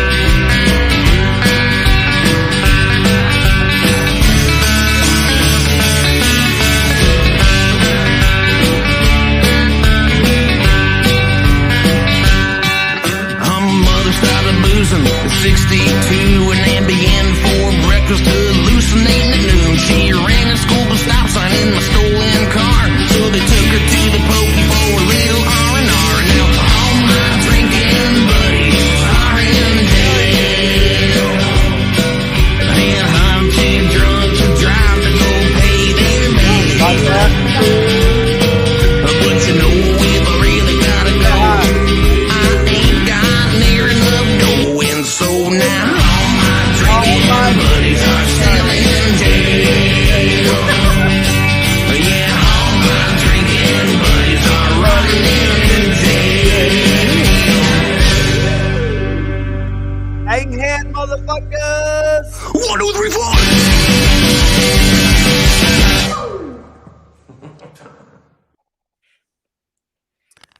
All right, there you are. I like it, love it. Woo! Hey man, love me some fucking Dank, dude. That's no secret. Wait. Don't get me in this fucking picture. I was trying to get your face in it. Oh, Face. face. Ah. Face. What did you say, Grego? Isn't that kick ass, man? I love me some fucking Dank, bro. No doubt about it. Now if I can All right, roll man. the joint without You wanna fucking hear breaking this? paper, it'd be great. What? Oh, Oh, wait. I'm trying to get just his face. Just his face. Oh, babe. Oh, Just shit, you see that? You didn't see that. Just his face. You didn't see that. Oh, look at puppy. That's a kitty. The kitty cat. Look at the kitty. Wait. That's Is my that a other kitty? pussy. That's my other pussy. cat. Kitty cat. All my drinking buddies are in jail. Isn't that badass? I mean, Dude, it's I the love me some top Dank, of the dude. top, dude. It's like when you walk in the bar, you're not like, no, I'm gonna take the top shelf. Yeah. That's I gotta top put the shelf laundry shit on the right bed, there. by the way. All right. So Hey, check man. this out. There's no question. David, you can attest to this. You see me dancing on the fucking floor to Dank, right? Yeah. Let's dance. Babe. Is Put David? the plate down. I will. David, That looks a little suspicious. are you there? Yeah. Yeah. You seen it, right? You see me dancing to fucking Dank. Liquid Lounge, fucking Diamond Gyms, fucking maybe the Rail Club. Definitely Rob's. Good times. I love me some fucking Dank. That's my point. That's what I'm trying to make. I love me some fucking Dank. The only band to get my ass out on the floor dancing. He has, yes. Yes. I'm gonna do some do-si-do with him today. Hey, turn your phone sideways. Thank you. There you go, baby. Thank Love you more. Much better. Yeah, Greg usually has hold of this phone. He handed it to me. What?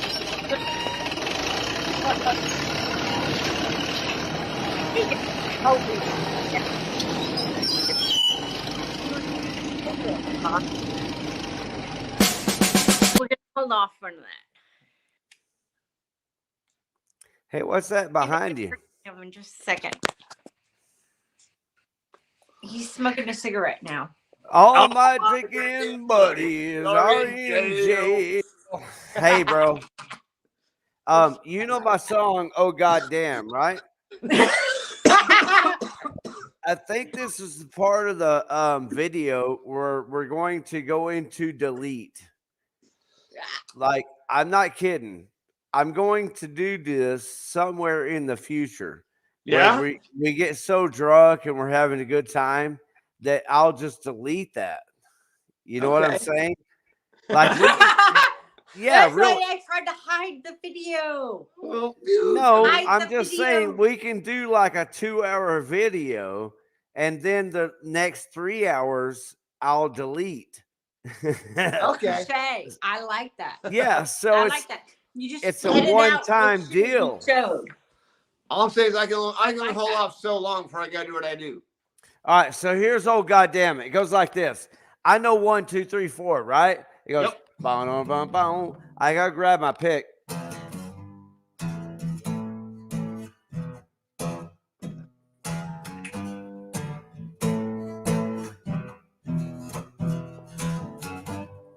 that the next fucking Ricky Warden tune? Yeah, that's the one that Jim's had. It's already. Send it to me, bro. I have the scratch track recorded at Avalon already. Well, tell him to send it to me, dude, so I can put a drum line to it. Well, I haven't because I hadn't. I have to. I have to have the ability to move all this shit forward, right? But the more time I have to work on it, if the piece is already there, send it to me. Let me know when you're ready. Well, I am ready. The more time I have to work on it, the better it's going to be. I am ready. That's what I'm telling you, bro. Really. I'm so ready. Like, I don't have anything else to like really have a whole lot of hope in, but playing more music, So I have that one. Fast you got, dude. I'll start working on it. Well, I gotta grab my pick so you can hear it, but with my finger, it's.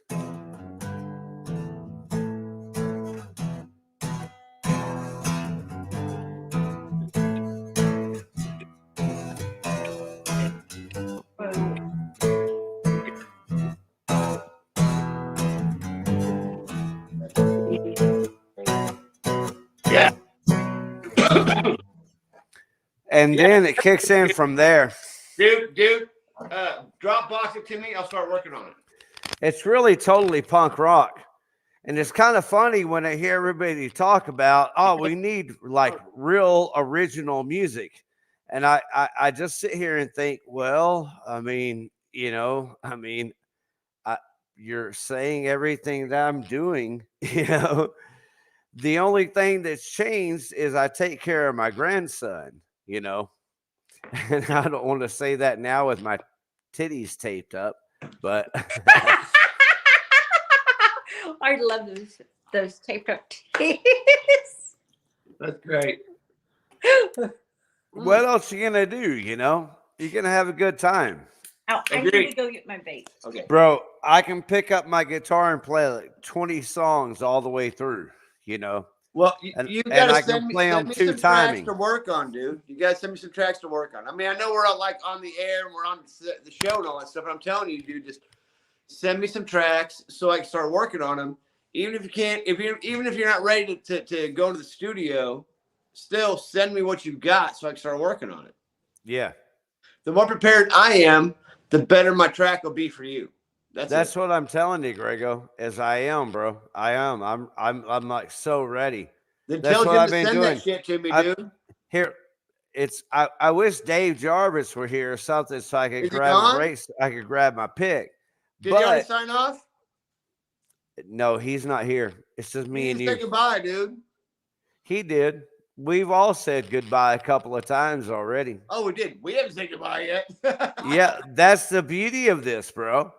But I got a belly. Oh shit. Okay. Well, I'll hit David later. But yeah, dude, come on, man.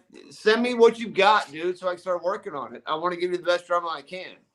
Yeah, I'm giving you heads up. I'm going to. I'm ready. Cool. I've been working my ass off, man. Good. Yeah, well, like I'll get with Jim. I'll tell Jim to send me the fucking tracks you've got, so I can start working on it.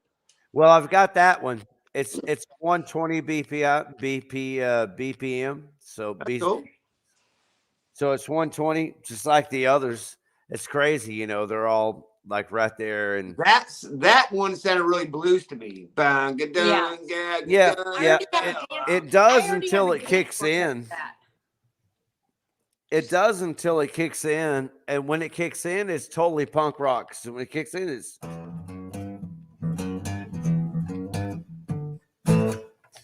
So I need a pick. No worries. No worries. I really don't like playing my songs on acoustic as it is. Don't worry about it, dude. If I'm going I have to have a pick so I can pick it because I'm a picker. But Jim has the he has the tracks, the rough track. He has the scratch, yeah, for that one. And another, I play one with my son. It's a, I have to think about it for a second.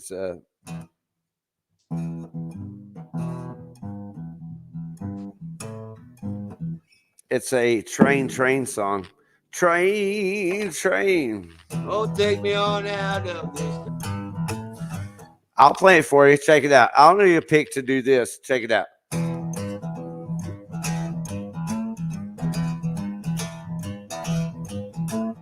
Train, a train, coming on down the track. Train, a train, never looking back. If you can't chew my chew, ooh, never looking back. Right on. Yeah. Cool. It's pretty cool. And that's something that my grandson is like very familiar with, and he sings it and shit. So I'll make sure to put plenty of bells in it. Yeah. That's what I'm talking about. Ping, ping, ping. Yeah. I mean, Yeah.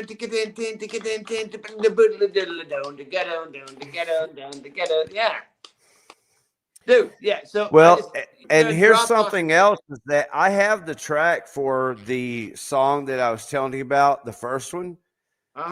Like I did the other two. I have another drummer with the song, you know, with him playing that. So you can at least hear that and kind of hear how it's played and all that. Okay, right on. You know, here's what really sucks, bro. I'm going to pick up my camera. There's my drums right there. I can't see them. I see me more than I see you. Yeah. All right, well, check this out. I'm going a couple of bongos, a cymbal. I don't know. I can't see very well. All right, here I am. Oh, there you go. Move this over there. Oh, nope, that's me. And there we are. Go to some regular. Pearl drums. Or go to regular. Okay. Computer. Oh, right on. All right. Yeah, there's not much. Almost just like that. It's just enough to play. Oh, look, Yeah. there's a like. That's the same kit as the silver one we have in the room, honey. Yeah. Is that a Forbes series? It's just enough to play. I mean, really, it's a Pearl kit that I could probably, for that right there, I might could sell it for about $500 or $600. Yeah, no, I got you. I got you. Yeah. A good practice kit to get shit down on, and yeah, I feel you. Yeah. And for me to have something to beat the shit out of, and for my grandson to have something to play. That's perfect for grandson. Like he can play We Are the Champions, bum bum ta, bum bum ta, bum bum ta. Yeah. So he has that beat down. And the other beat that he has is Cat Scratch Fever. Yeah. Yeah. I have you Highway to Hell, dude. Yeah. It's kind of the same beat. You know, it's kind of weird when you learn music. It's all the same, right? But Cat Scratch Fever is so it's a double beat. Kick, snare, kick, snare. But he can play it, you know, like he keeps the time. It gets crazy. He's only 3.5 years old. He's only how old? 3.5. 3.5. Nice. Yeah. Yeah, Hey, and like he really plays that. And he'll look at you and tell you, yeah, I'm playing Cat Scratch Fever. You know? I feel you. But look, I hate to do this, but we're getting to sign off, dude. It's like almost 1 o'clock in the morning. Hey, me and you both, bro. Like 6 o'clock in the morning, man. Hey, me and you both. Huh? Yeah. Shit, it's late. Yeah. All right, so you're gonna hear from me soon, bro. And thank you for joining us tonight. Hell yeah. Sorry it took me so long to get on. Sorry it took us so long to get on here. Sweet dreams. Sweet dreams, my brother. Do you have a song request for when you go out here? Moving Target. Oh, dude, I have an idea. How about this is Dave Jarvis. He has a new thing called X610 Chill. That's basically his side project. He's able, it's like a studio project, right? Right. But this is Hank Jarvis. His brother joined him on this. So it's extremely unique. It's kick-ass. So y'all listen to this and have a good time with the rest of your evening and sleep well, sweet dreams, kick motherfucking ass until the next time, right? Until the next time, my brother. All right. All right, later, man. Bye, Ricky. Bye, Ricky. Check it. Where y'all over? My man. Hey, get some calls. Hey, get some calls. Working with the public, trying to take a piss while everybody asking me how much that is. Well, read it for me, Yoda, what those numbers represent. And then they pause for a second, say 99 cents. You did it, big guy, there's a tornado outside, so you rest your fucking life for RIGOR and cool lights. I'm not trying to judge, but I'm hungover as shit, and every word out your mouth is fucking mongoloidish. Fake P gets more jobs than college degrees. Learning to read is as popular as Chinese cheese. Schizophrenics are my favorite, hopping up and down the pavement, rocking a hospital bracelet casket if I got a basement. Giving me some filthy cash that they just fished out their ass. Sanitizer on my hands won't wash away your stinking gas. Pointing at the product like they were a caveman, talking on their speakerphone. Tweaker bitches need a tan. How much it? How much that? Give me some boys Russian cream throwbacks. What that is, what that was. I'm still on paper, give me CBD buds. How much it? How much that? And give me some boys and Russian cream throwbacks. What that is, what that was. I'm still on paper, give me CBD buds. How much these is? Jesus, will you learn English? I ain't being facetious, I don't got motherfucking psychokinesis. Relinquish the money in your pocket, bitch, I mean this when I tell you wanna scream. Cause I can smell your bag of shit with a hint of mildew. Got no hair, but you need some shampoo. Try opening up your mouth when you speak, fucking creep. Sounding like a ventriloquist without any teeth. They be asking why I'm taxing. I ain't the government, I'm a Texan. You got some nuts and you wanna flex them. Turn, run around, go another direction. I don't care about your fucking election. Tell your bitch she give an erection. Stick my dick in without protection. Fill their ass up, make her have a C-section. Crack fiends doing back handsprings, yelling yes queen. Asking for it, your boy screams when I'm the God screams. See the sign that says don't lean. I forgot you can't read. Forrest Gump's got you beat, Lieutenant Dan ice cream. How much it? How much that? Give me some boys Russian cream throwbacks. What that is, what that was. I'm still on paper, give me CBD buds. How much it? How much that? And give me some boys and Russian cream throwbacks. What that is, what that was. I'm still on paper, give me CBD buds. How much it? How much that? How much it? How much that?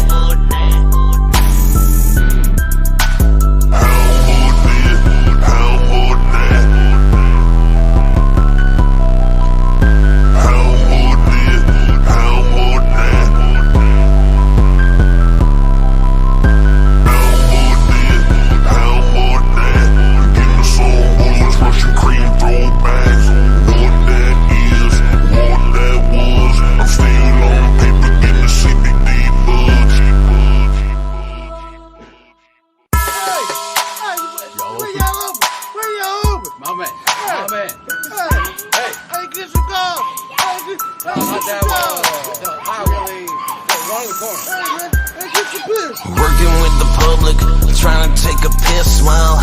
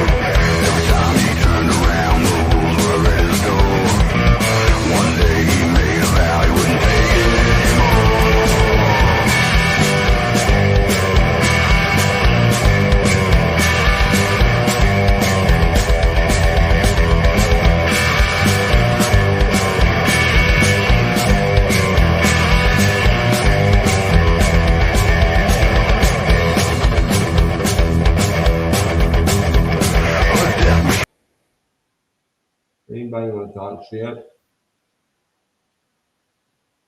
What I'm doing is talking shit. Don't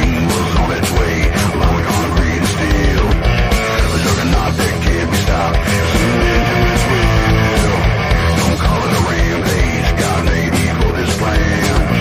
The politicians in the hotel hall are gonna suffer.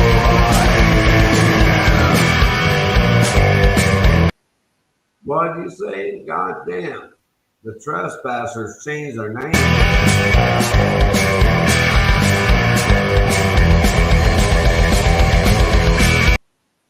Goddamn's been a good time.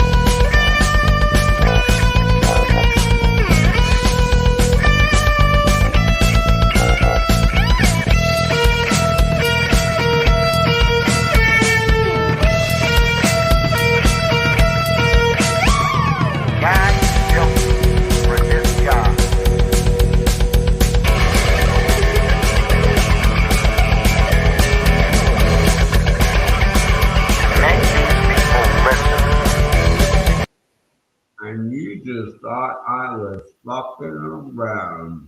I wouldn't say hang around for a good time, because I'm just getting started. Yeah. But it was the right thing.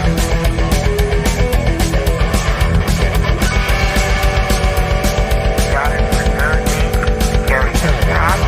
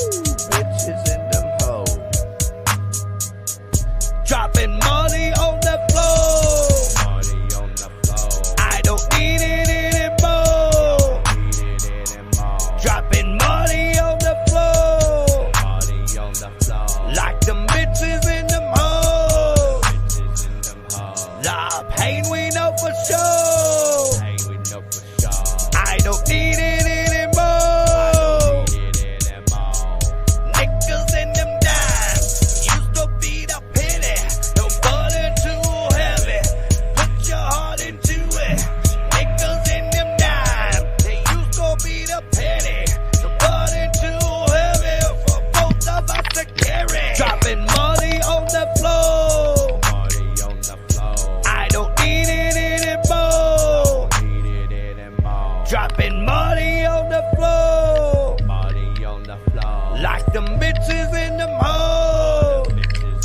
damn crime. Now go down shame, now claim the fame, and I scratch crime. I'm down for mine, and I see the truth. Not much left, support you.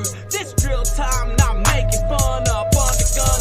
Much time, grip and drugs, like those lines, then overtime, and then voice dub. Dropping money on the floor. I don't need it anymore. Dropping money on the floor.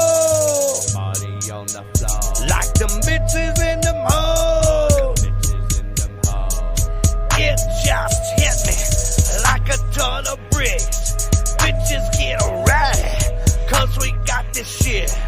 Taking us down with a little twist. Ain't never been like this. Boys are dropping it. Money on the floor. Shit is getting heavy. Used to be the penny. No, you never get it.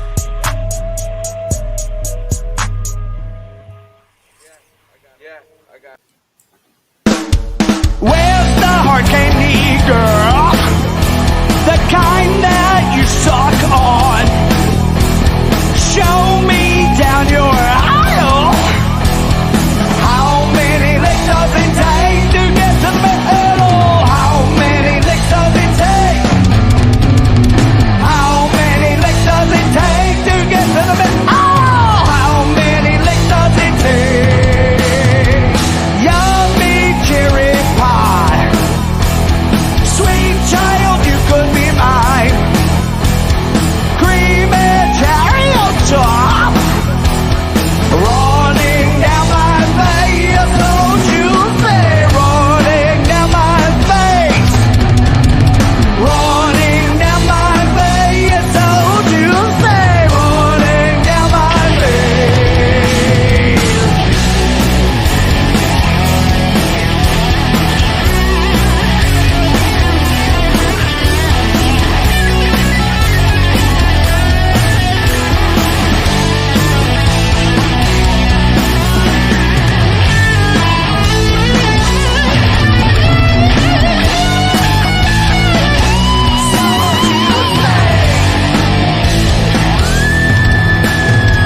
Get your hard candy, pull it in your mouth, suck on it real hard.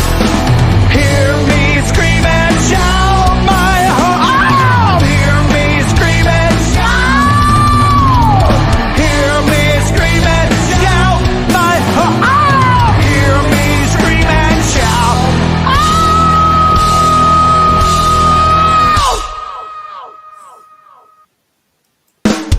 Where's the hard candy, girl?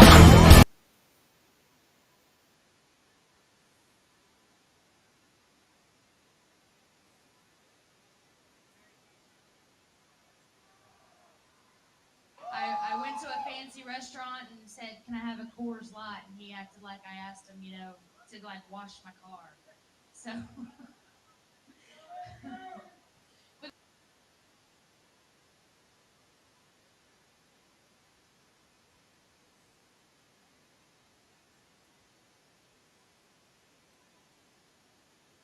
Appreciate y'all supporting local music. It's always nice to see when you go somewhere else, people are actually supporting bands working their ass off, not getting paid as much as pussies who are, signed. So that's awesome. So, my famous last words before I kicked the bitch's ass was, "Don't fuck with Green!" Thanks, darling.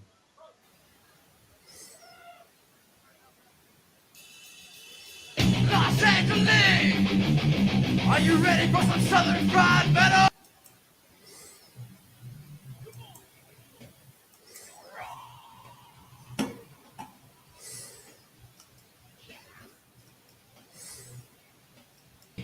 Alright, check this out, y'all.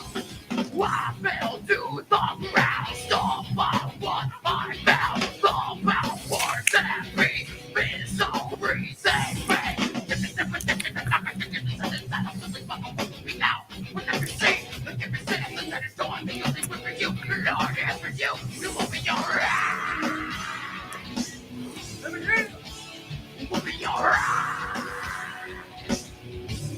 That's what I said. All right, check this out, y'all. Second verse, same as the first. Little bit louder, but a little bit worse. Freedom's our walls, and I know they'll be left when we all die out. We can live without us.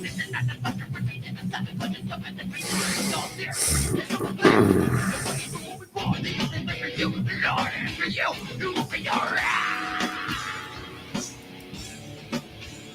You'll be alright. Yes.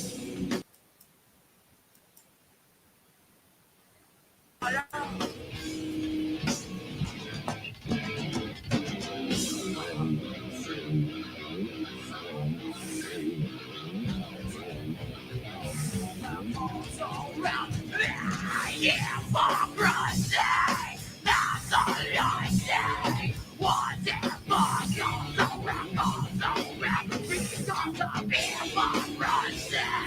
That's all I say.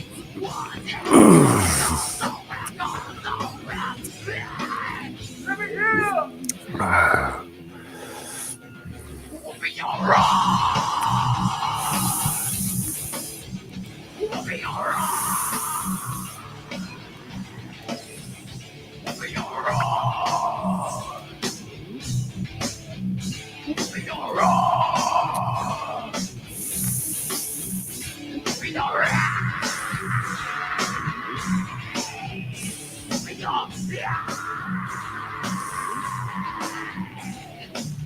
With the go-go, it's time to bleed.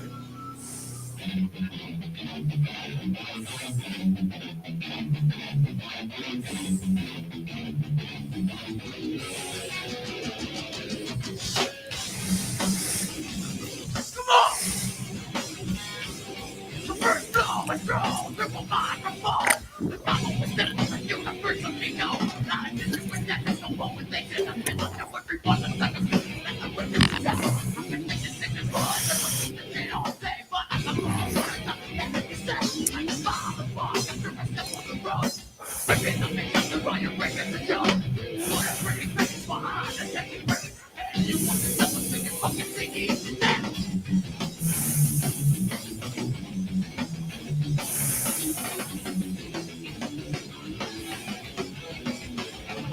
I don't want you to be because I know it's gonna be on. I'm in the zone, you know we're not up in the same zone. So, back to the finish, back my God. Another dreadlock is rolling. It's not a bottle of love. I'm most effective, that's been certain, but first, then it lost its trust.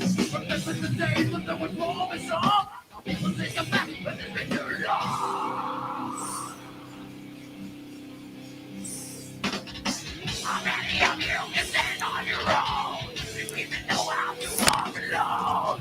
Going down, I think you'll come to know what you've been on so long. You just walk on home. How many of you can stand on your own? You even know how to walk alone. Going down, but I think you'll come to know what you've been on so long. You just walk on home.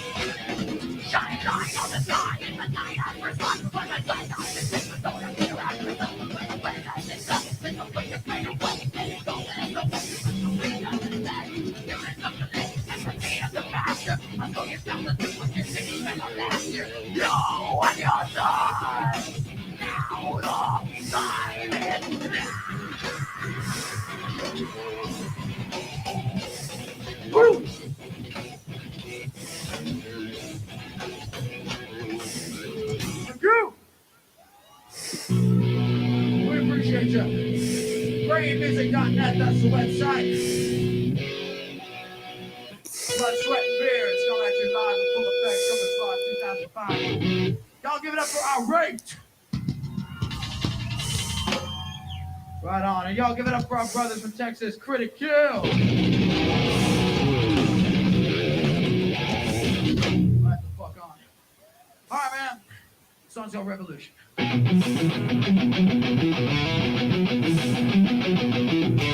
Come on, baby! Come on, baby! Come on, motherfucker! Yeah! Break it down!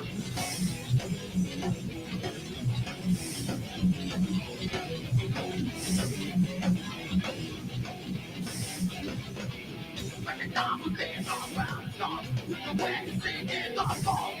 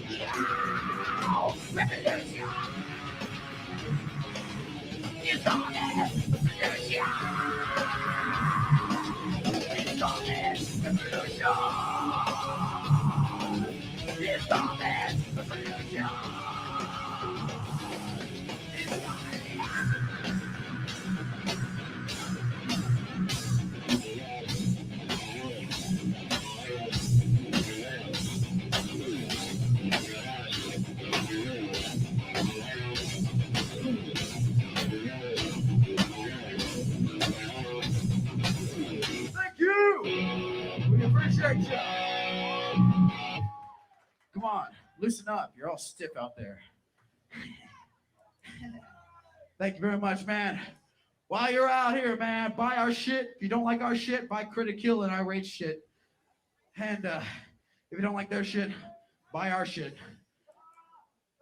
All right. All right, people think that because we're metal, we don't know about chick songs. But we got a few. For the beautiful chicks. Me. This song is called War. Blah, blah, blah, blah, blah, blah, blah,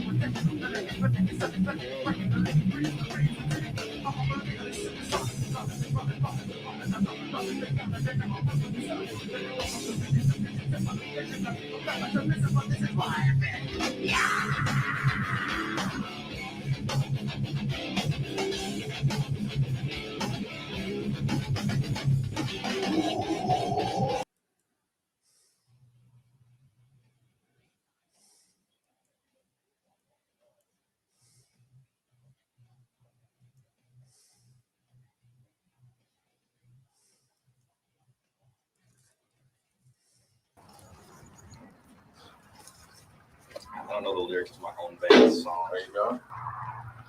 You ready? Yeah. Action. Back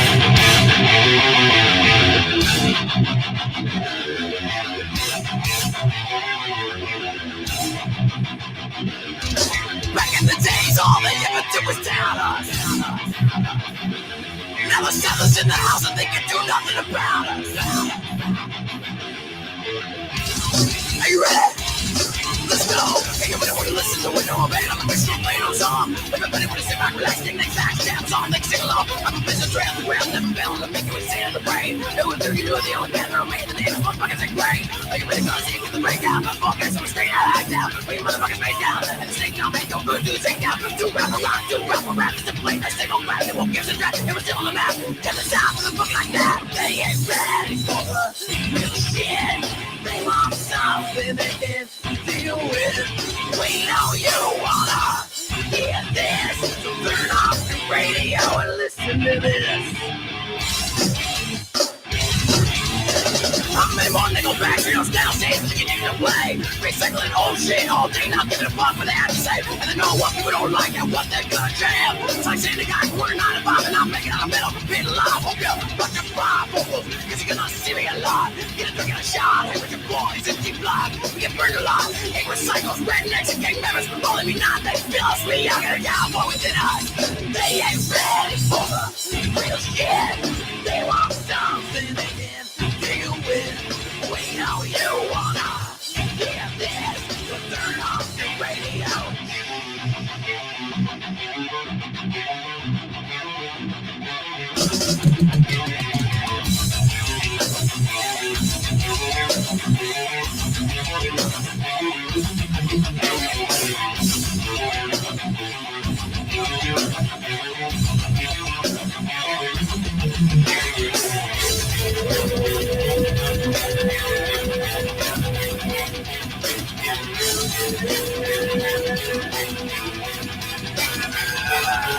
Get back, dog!